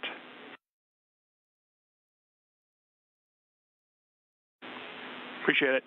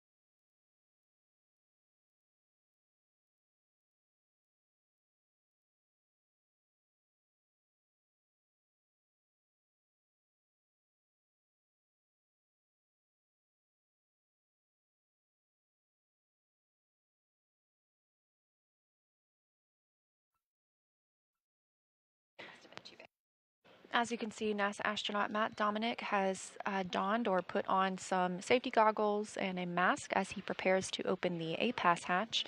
This has been exposed to the vacuum of space, and with the docking of a new spacecraft, he's taking an extra precaution ahead of opening that hatch. Of course, we will still have to wait for the Starliner side of the hatch to be opened.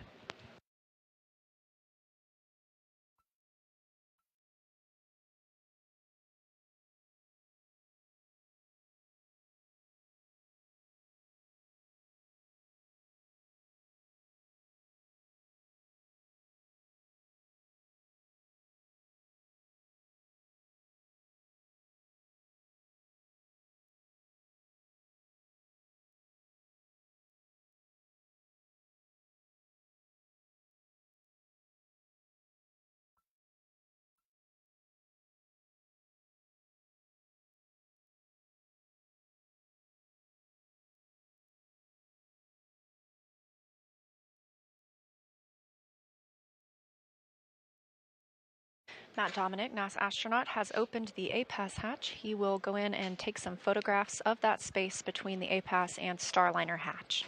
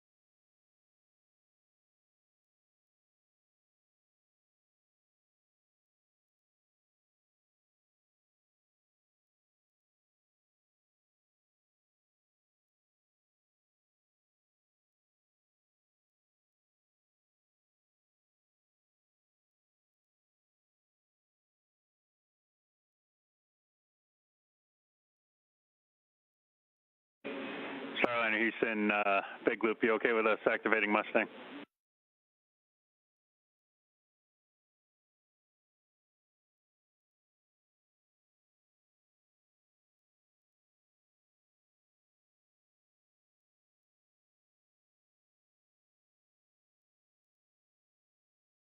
Yes, we are now ready for Mustang.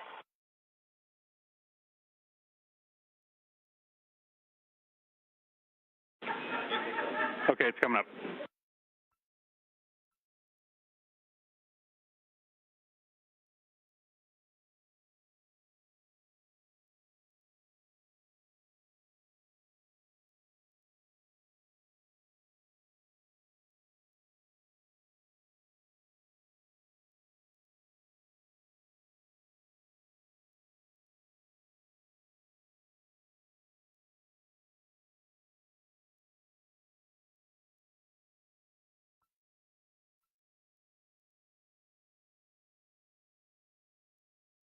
Houston, Matt on 2 for inspection. Go ahead, Matt.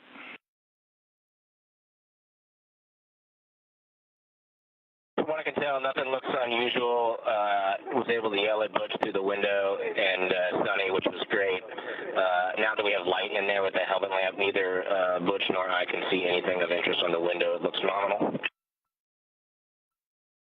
I think what we saw was dust, maybe on our side.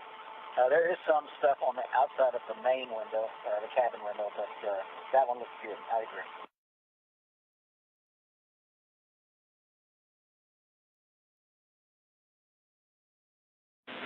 Copy that, Matt. Great news. Thanks. Those words coming from teams on the ground to Matt Dominic and Butch Wilmore aboard the International Space Station and Starliner, respectively. They were looking to see if there was any residue on the small window that is on Matt, you go ahead and continue with the rest of step 5.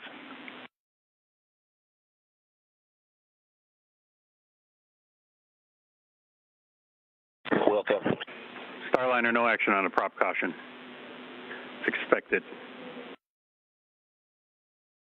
Again, they were looking for any residue that might be on the window on the IVA hatch, the intravehicular activity hatch. This is the hatch that is on Starliner. Hearing a good report and no further actions there, so they are going to prepare to open up that hatch and welcome Butch and Sonny to the International Space Station.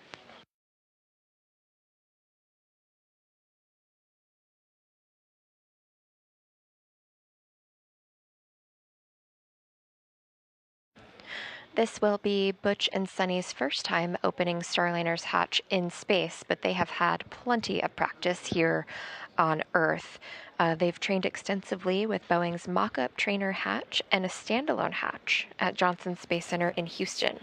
They've also worked with the pad abort vehicle hatch in Florida, which is very bulky and very heavy. And your report about your window, I can give you a go now for step 6.2. In addition to the go for step 6.3 that I gave you a few minutes ago, but stand by for the next go.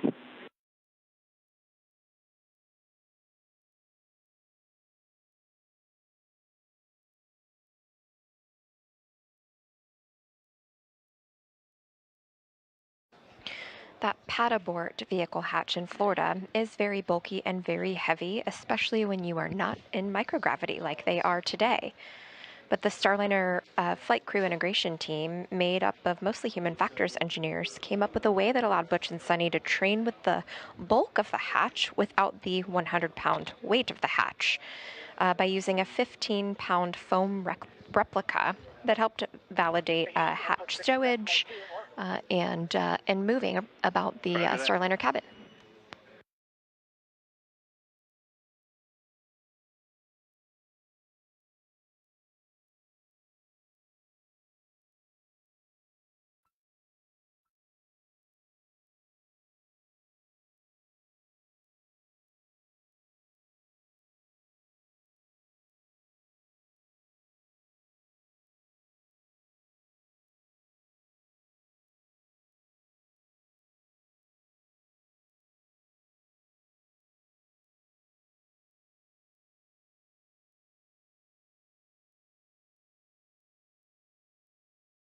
It's been about an hour and 45 minutes since docking today of Starliner to the International Space Station, that coming again at 12:34 p.m. Central Time, and we are standing by for hatch opening to officially welcome Butch Wilmore and Sunny Williams back to the International Space Station.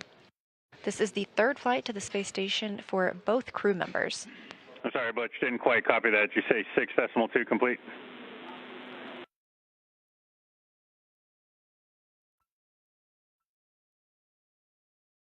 Affirmative, 6.2 complete. Roger.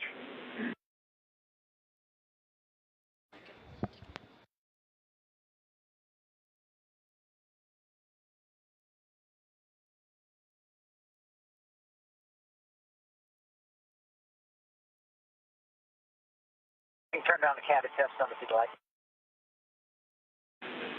And no action cabin temp. Hi, I didn't copy your last, though.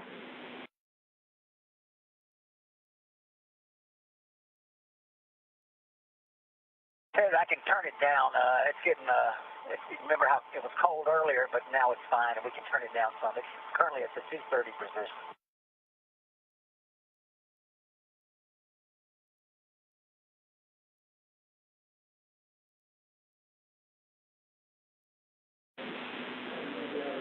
All right, Butch, your discretion on the temperature.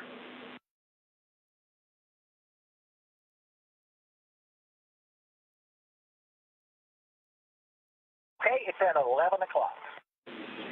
Roger.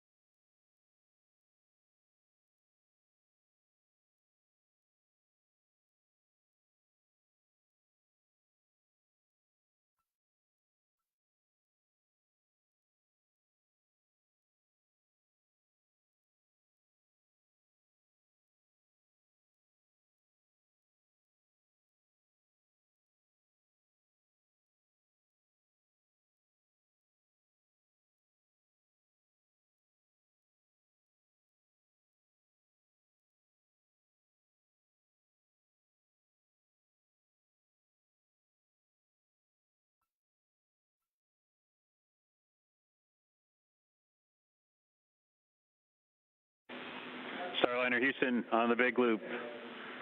Big moment here. You are go to get into step.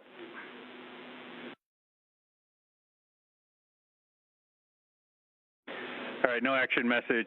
You're go to pick up in step 6.4 and through the rest of step 6 to open the hatch.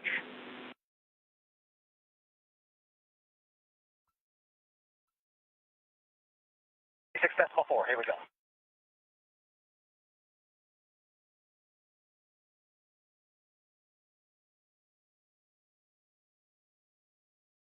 We are standing by for the opening of the Starliner hatch.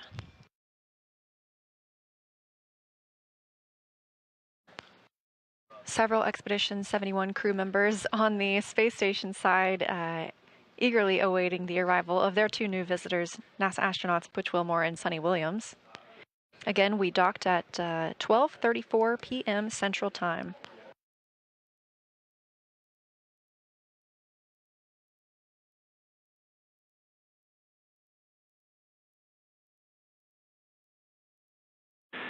Station Houston on the big loop. We're about 1 minute out to a handover. We'd like to hold off on ingress.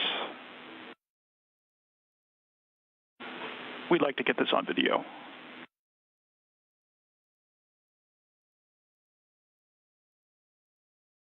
Station copies. Leah mentioned and the anticipation for hatch open of the Starliner spacecraft. And if you all tuned in for OFT2, you know that that hatch open actually came from the space station side. This time around, it will come from Starliner side, the first time that we've done that in space, which is going to be very exciting to witness. And this time will be a little bit different too. Last time we turned the latch inside counterclockwise, like lefty loosey, righty tighty. This time we will actually have Butch or Sunny, depends on who decides to do it. They will turn the latch 1 1/4 turn clockwise from inside the Starliner.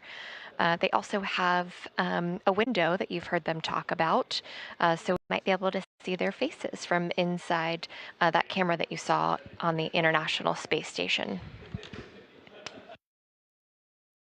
And we do have a handover of the tracking data relay satellite system. You heard that call to the crew just before we lost those views, letting them know that we would just wait until we regained communications, because we definitely don't want to miss the moment that Butch and Sunny float into the International Space Station. So we expect to regain visual from... No action, cabin humidity high. And I don't know if you copied Will's call earlier. We'll just wait till we have KU band back until you start coming into the ISS.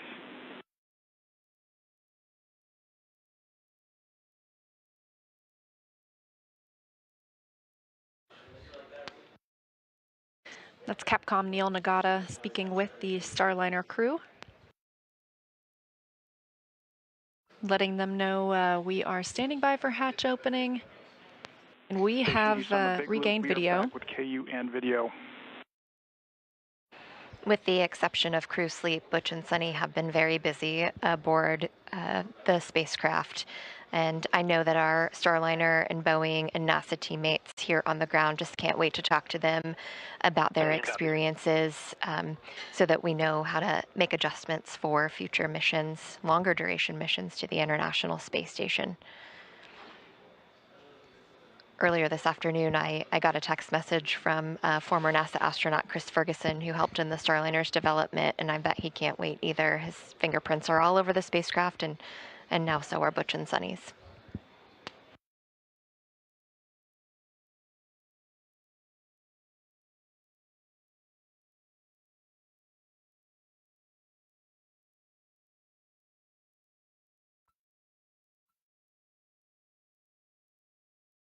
Like Rebecca mentioned, teams will be looking for feedback from Butch and Sunny on how their flight uphill went. This is a crew flight test, so there have been several demonstrations that have happened so far and will continue throughout the docked time frame and during undocking and landing.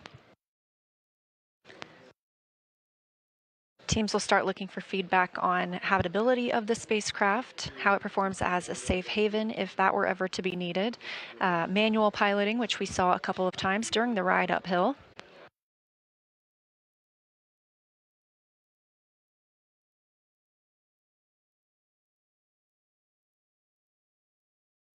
And once the hatch is open, we'll be waiting to see the bell on the space station side be rung to welcome 2 new visitors to the International Space Station.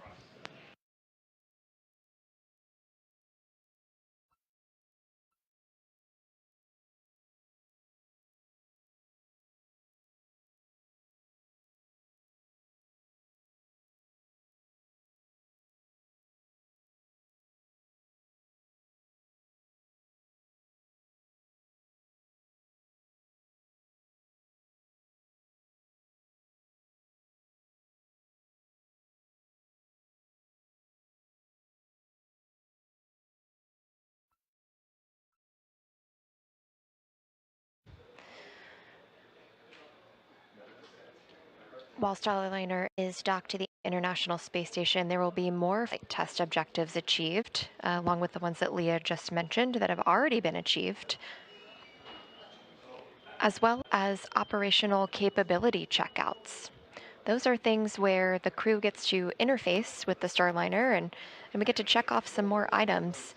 This is a primarily crew interface test, so we're looking forward to hearing more about their experiences. But in terms of flight test objectives, they will establish joint ventilation with ISS, recharge Starliner's batteries, verify telemetry paths and file transfers, transfer cargo to and from the ISS, including a urine processing assembly pump that Starliner actually we were able to put into the Starliner while it was at the launch pad because it was a need for the International Space Station. So proving the flexibility of not only the spacecraft to fly cargo, but also of the team. A lot of teamwork went into that across the NASA and Boeing community to get that pump up. And I believe they're going to be working on that pretty quickly aboard the International Space Station. And while Starliner is on the International Space Station, when we docked earlier and confirmed that we were hard-mated, the umbilical started receiving power from the space station. Starliner will also be put into a quiescent mode to minimize the power it's taking from the space station during its docked time frame. It can be turned on very quickly if that were to be needed.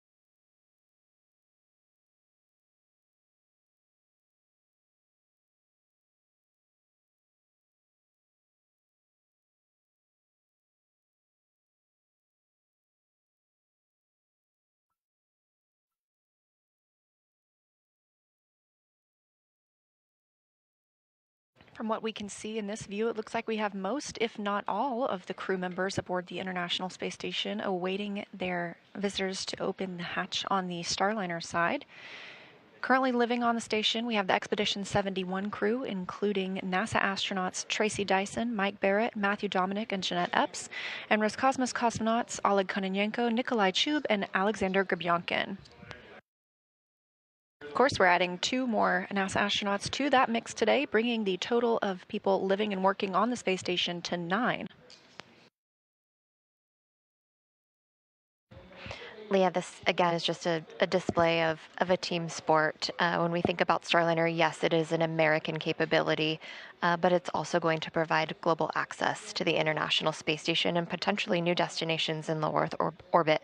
We'll see at least one international crew member fly up on Starliner 1, Josh Kutrick, Canadian Space Agency astronaut.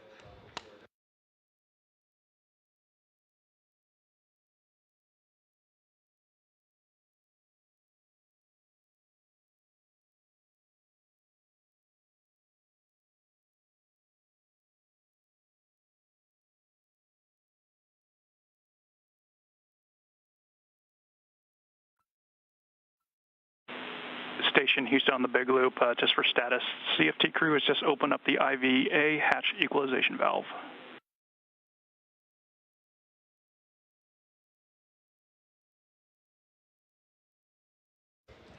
Cannot rush into opening 2 vehicles that are connected in space. Want to make sure that pressure is equalized between the 2 vehicles.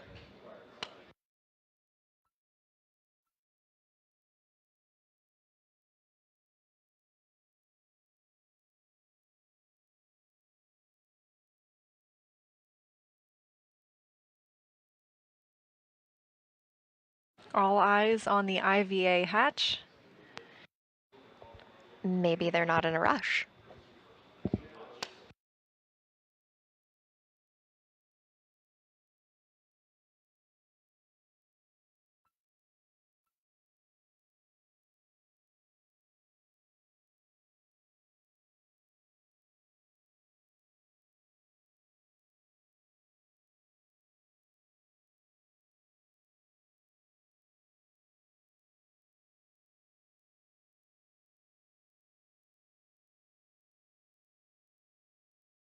Now 2 hours exactly since Starliner docked to the International Space Station on NASA's Boeing crew flight test. Again, that coming at 12:34 p.m. Central Time. We are just standing by for Butch and Sunny to float in as the first crew members to fly aboard Starliner.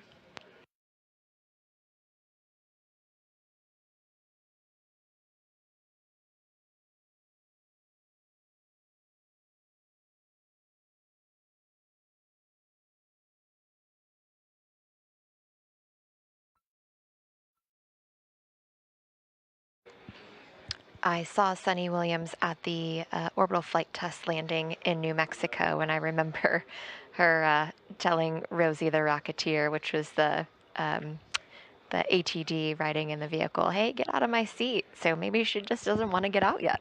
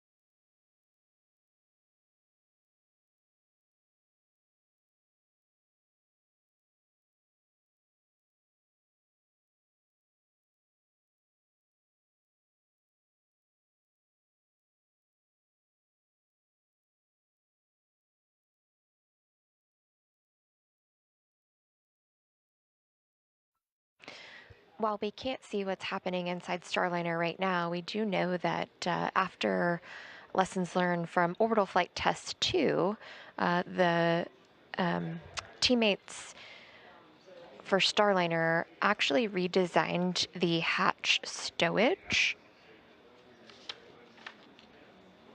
procedures and the straps. So basically modifications to securing the mechanism. So it floated around a little bit more than we anticipated for OFT2. So they went from 2 anchor points to 4 anchor points. So could imagine maybe they're working on that right now. So the hatch is likely out of the way and they're working on stowing it. Yes, it's definitely not as quick as the movies when you watch spacecraft arrive to another orbiting laboratory. There are several procedures that have to take place before the crew can fly in, things that need to be stowed, and we take careful detail to track everything aboard the International Space Station as well as aboard a visiting spacecraft to make sure everyone arrives and leaves with what they brought up or what they needed to leave on board. I do remember Sunny saying during one of their free flight downlink events where we heard the audio saying that she promised the team she was going to clean up after herself, and Butch was modeling that for her.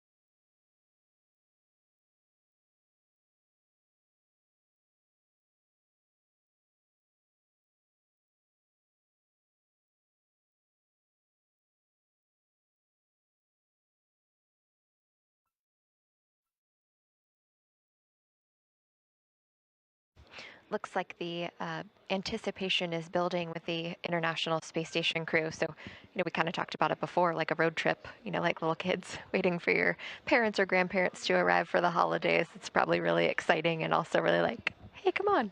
Yeah, and the crews aboard the International Space Station, they get a lot of opportunities to talk with their friends and family at home, but we really only see new visitors essentially every 6 months, as we either have a Soyuz arrival or Crew Dragon arrival or now a Starliner arrival. So it's always really exciting to see new friends arrive and new faces at the International Space Station.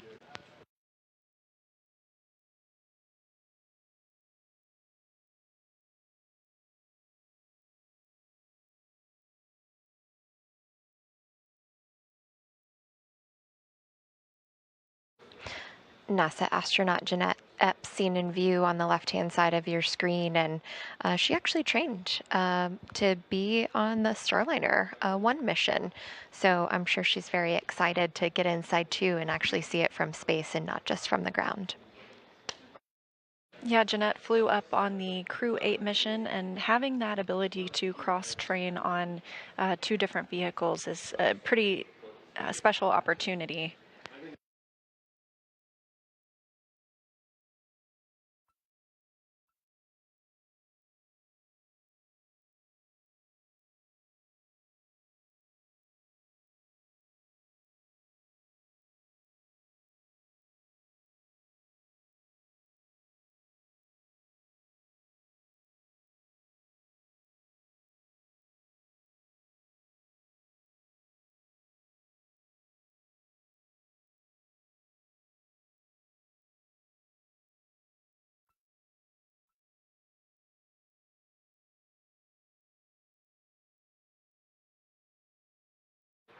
Hey, Butch and Sunny put in a lot of work to get here, so they deserve to take their time. We're looking for a grand entrance.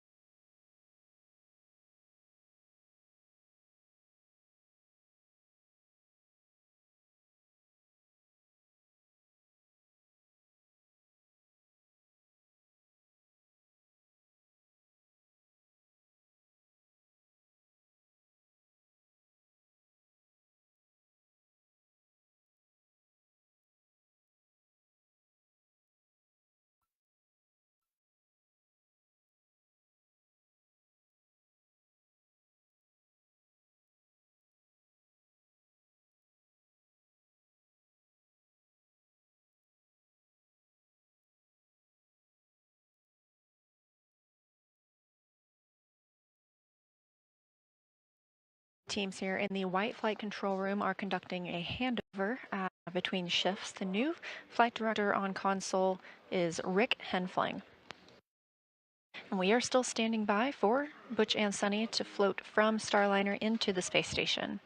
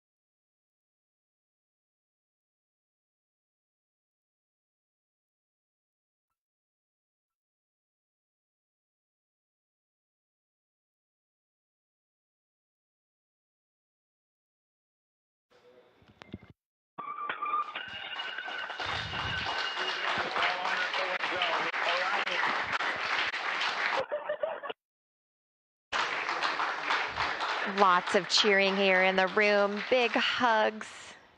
Sunny William coming through in her blue flight suit. Oh. And followed shortly behind by Commander of Starliner, Butch Wilmore, now back on the space station, the third visit for both astronauts and the first crewed flight test of the Starliner spacecraft. Everyone looking very happy, like they had a great ride.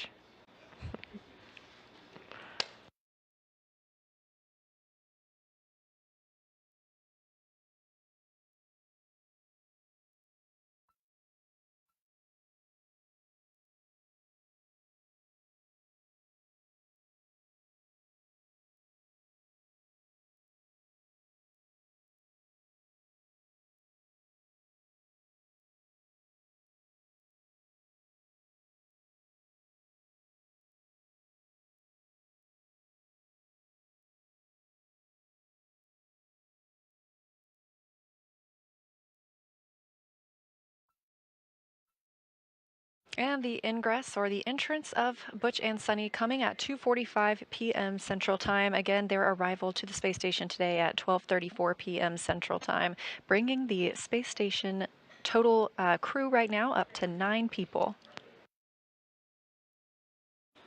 Arriving for the first time ever in Boeing Starliner spacecraft.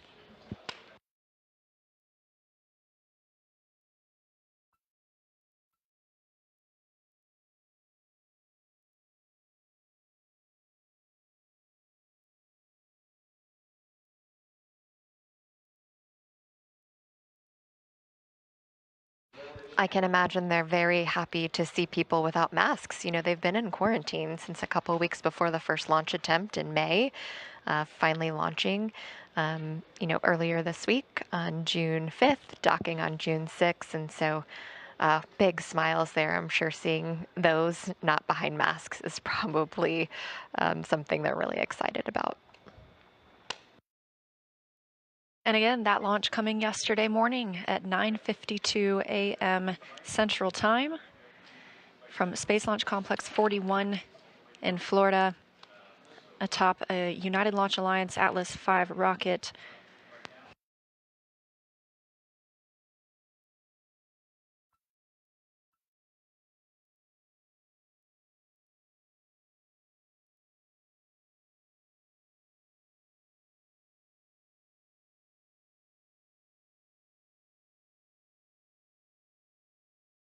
And the crew is going to give us a little bit of a welcome ceremony.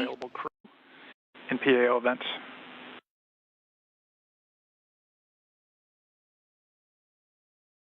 Go ahead, Houston. Hey, we'd figure Butch and Sunny want to take a quick break here, so you guys let us know when you're ready for the event, and whenever you have a chance, we'd like to do a quick voice check. Okay, we'll get that set up. Thanks. And Houston, you want which camera you want the microphone on? Are you using both no cameras or just one?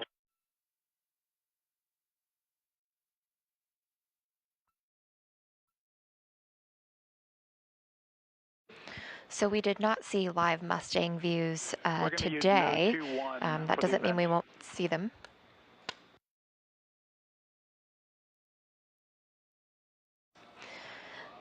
But teammates here in Mission Control were working an issue with an IP address. So very similar situation that you might have at home, but we will get to see that.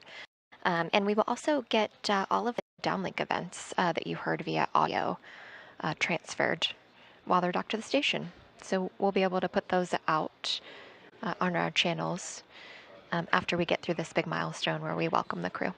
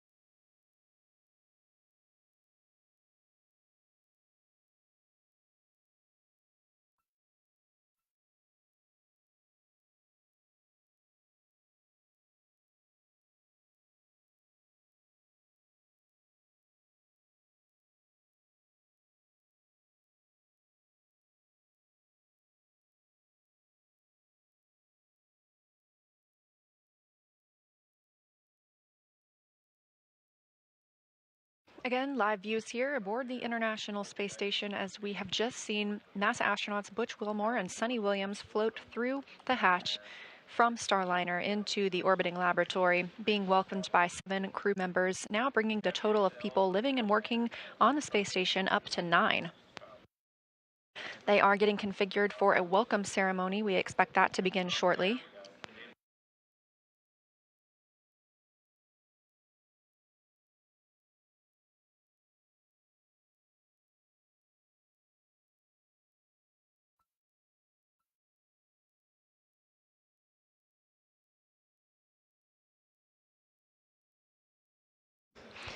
You heard over the big loop that Butch and Sonny wanted a bit of a break, maybe to stretch their legs a little bit. It was a more than 25-hour trip to the International Space Station, and they were in the vehicle for a couple hours before launch as well on June 5th. And with the arrival of Starliner today, we have 6 spacecraft docked to the International Space Station. That includes, obviously, Starliner, SpaceX's Dragon from the Crew 8 mission, the Northrop Grumman Cygnus, 2 Roscosmos Progress resupply spacecraft, and 1 Roscosmos Soyuz spacecraft.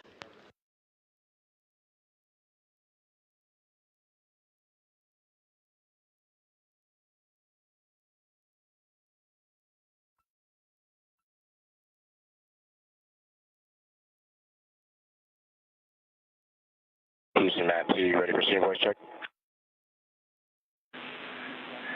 Yep, we are ready for the voice check. And Matt, while you're getting into place, we have a...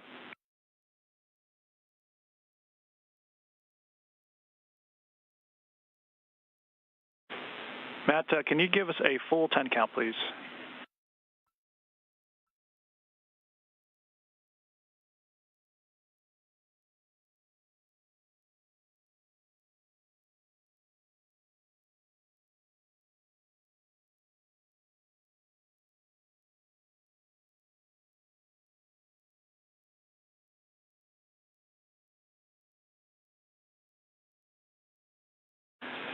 We think it's good. However, can you face the camera and give us another quick 5 count, please?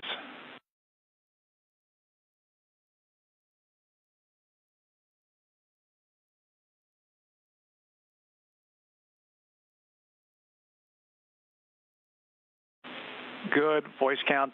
Just a heads up, we're about 7 minutes out from a teacher's handover. We're going to start the PAO event after that handover at about 20:02.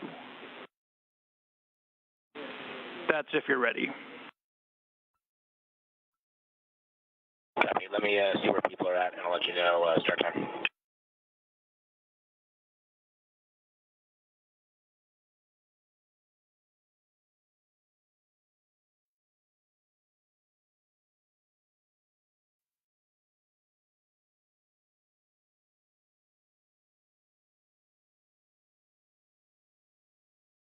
As you can hear, we are now preparing for that welcome ceremony, expecting that in the next several minutes.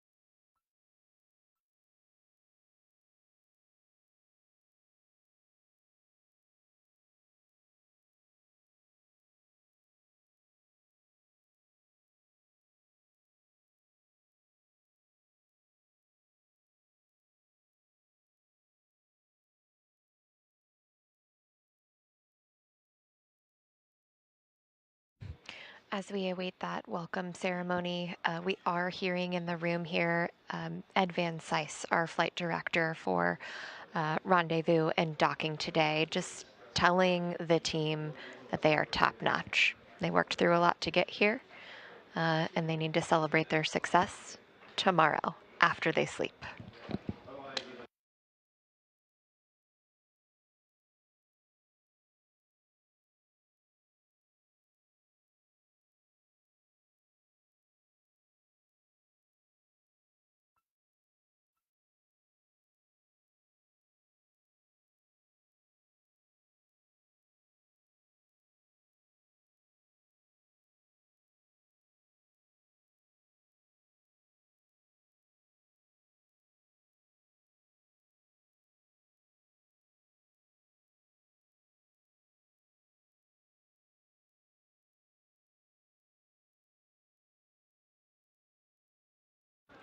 Here in the room celebrating today's successful docking and seeing the crew come into the International Space Station is Starliner 1 pilot Mike Fink.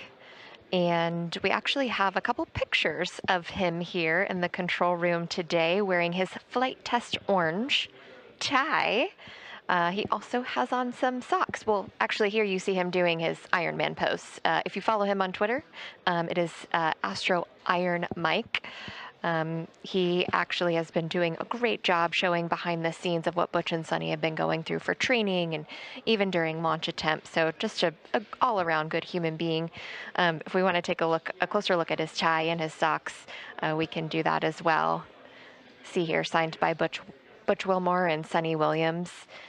Flight test orange is important to them. This whole experience has been a flight test from them from start to finish. They've been able to write the procedures and make the Starliner better for what's to come. And that is a flight with Mike Fink next year. And we have a live view of Mike right now. He is very much excited about this docking today, and very much looking forward to his own mission on Starliner 1. Capcom Neil Nagata, you've heard most of today speaking with the crew members. He is also wearing a signed tie. He's got some flight test orange on as well.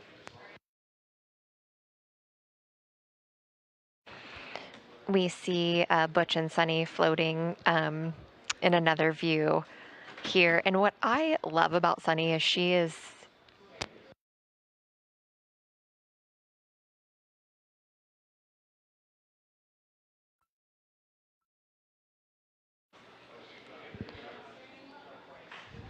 we actually do see Neil Nagata too. He is wearing a blue and orange striped tie, again representing flight test orange, and likely Sunny's love of the ocean with the blue, also signed by the crew.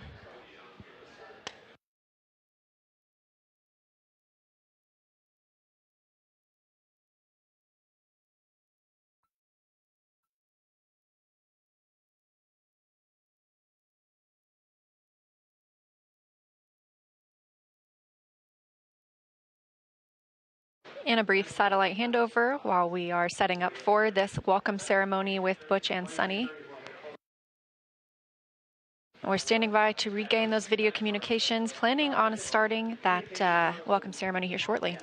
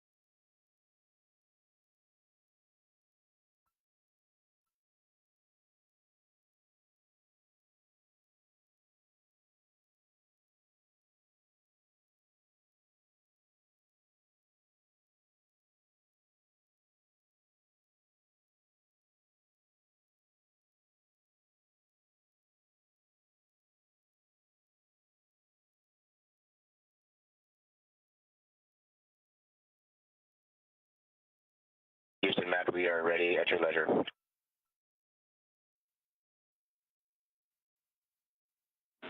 Copy, Matt. We'll give you a second to get into place.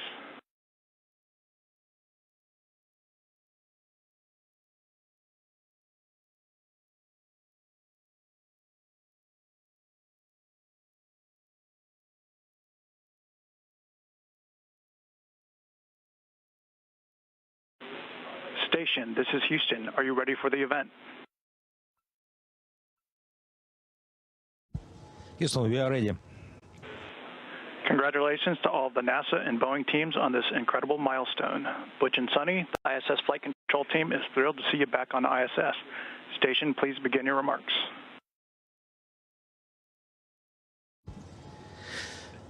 Butch, Sunny, we are glad to see them all here in International Space Station, and we want to congratulate the whole team in different mission control center for launch, for docking, and of the end we are very happy.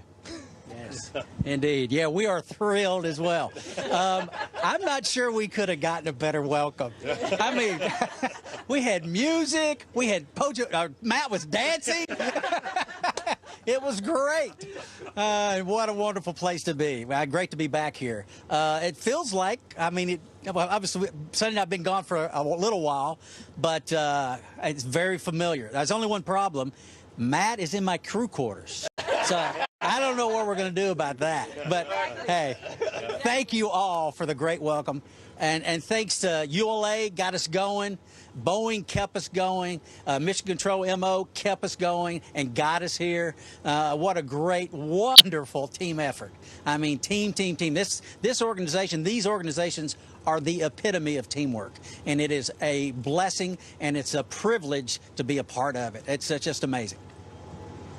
Yeah, and I just want to say a big thanks to family and friends who've lived this for a long time. And I think you're glad we're not with you anymore. And we have another family up here, which is just awesome. Like Butch said, it was such a great welcome, little dance party, and that's the way to get things going. And we're just happy as can be to be up in space. One in Starliner, on an Atlas V, and then here on the International Space Station. It just doesn't get much better. Yeah, we're ready to go to work for the international partners here. Whatever it is you got us to do, we're ready. All right. Yeah. We're ready. Thank you all so much. All right.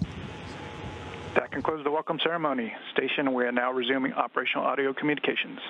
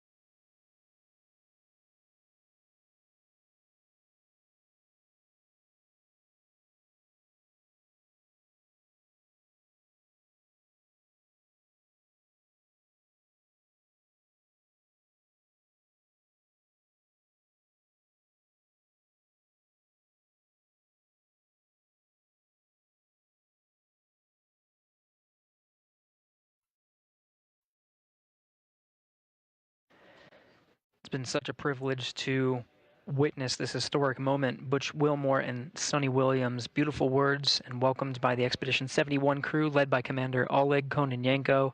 Hugs and handshakes, and just getting to really, truly bask in this moment of all of the years of hard work by all of the team, Boeing, NASA, ULA, all the partners that enabled for this moment aboard the International Space Station today, June 6th, 2024. Butch Wilmore and Sonny Williams now aboard the International Space Station.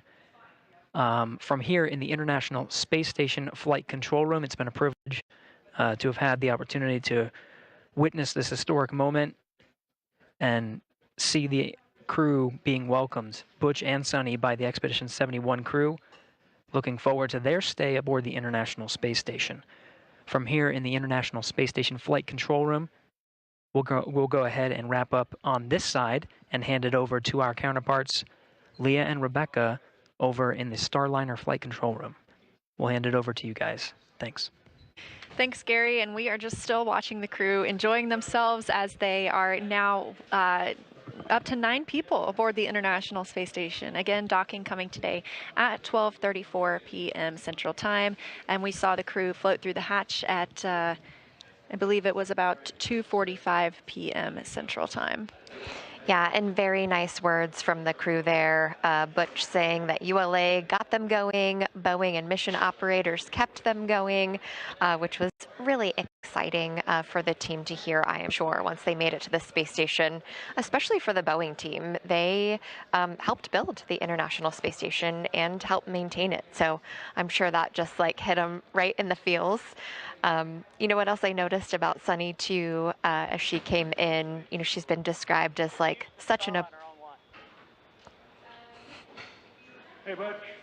Good event. Yeah, thanks. Hey, can we go private on 2? Hey, Ryder. Yeah, let's get that. We'll get that squared away. Okay, yep, we're standing by.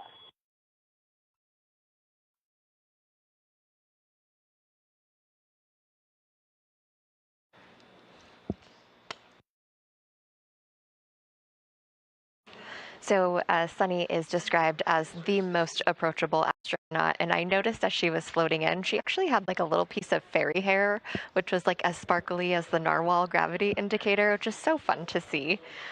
Also fun to see this view right now out the Starliner window. The team was able to get the IP address right and get the video unrestricted for us to use here. So you can see the ESA Columbus module, you know, the International Space Station being just this point of pride and unity, not just for America, but the entire globe, and it all coming together on space, which we saw with the crew coming together with those fun family photos. And there's something else out the window there, too.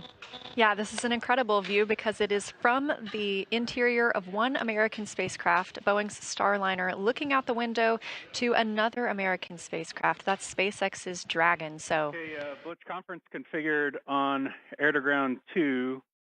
I'm going to go ahead and hand over to Jay. I'll talk to you on the radios tomorrow. Okay. Actually, if you can stay, it won't take long. I don't know that you have any example or extra remarks, but maybe stay for the conference real quick. Okay, I'll punch it up.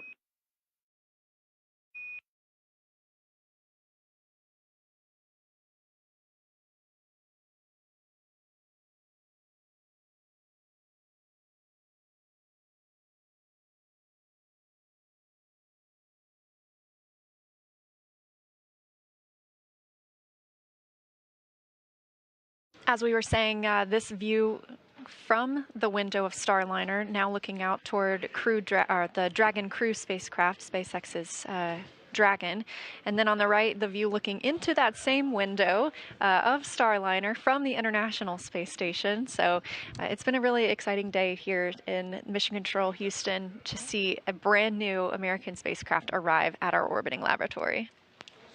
Yeah, and again, cannot wait to get some of those downlink events from these same cameras, the one out the window here, as well as two looking at the crew, one commander and kind of one side view of the pilot and the IVA hatch. So once we get this connection going, we should be able to get those downlinked and out to everyone, which is really exciting.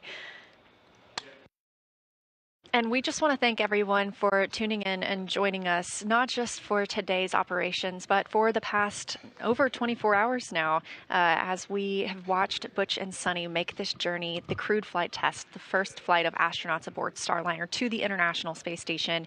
Again, liftoff yesterday at 9:52 a.m. Central Time, and we stayed live the entire time. Thank you again for tuning in with us all the way through their arrival today, that coming at 12:34 p.m. Central Time. Now, we expect Butch and Sunny to stay aboard the International Space Station for about a week. The teams are going to, on the ground, look at some undock and landing opportunities in the southwestern U.S., and we will share that information as we have it. But for now, Again, thank you so much for joining us today. We still have more information coming your way this afternoon. So we have a press conference with our leadership coming up at 4 p.m. Central, 5 p.m. Eastern here on NASA TV. So please join us for that. With that, again, thank you. And we look forward to all that is to come for the rest of Starliner's mission to the space station, both this one and all of the future missions. That's right. And we will leave you with one more look out the window of Starliner. It's a gorgeous view.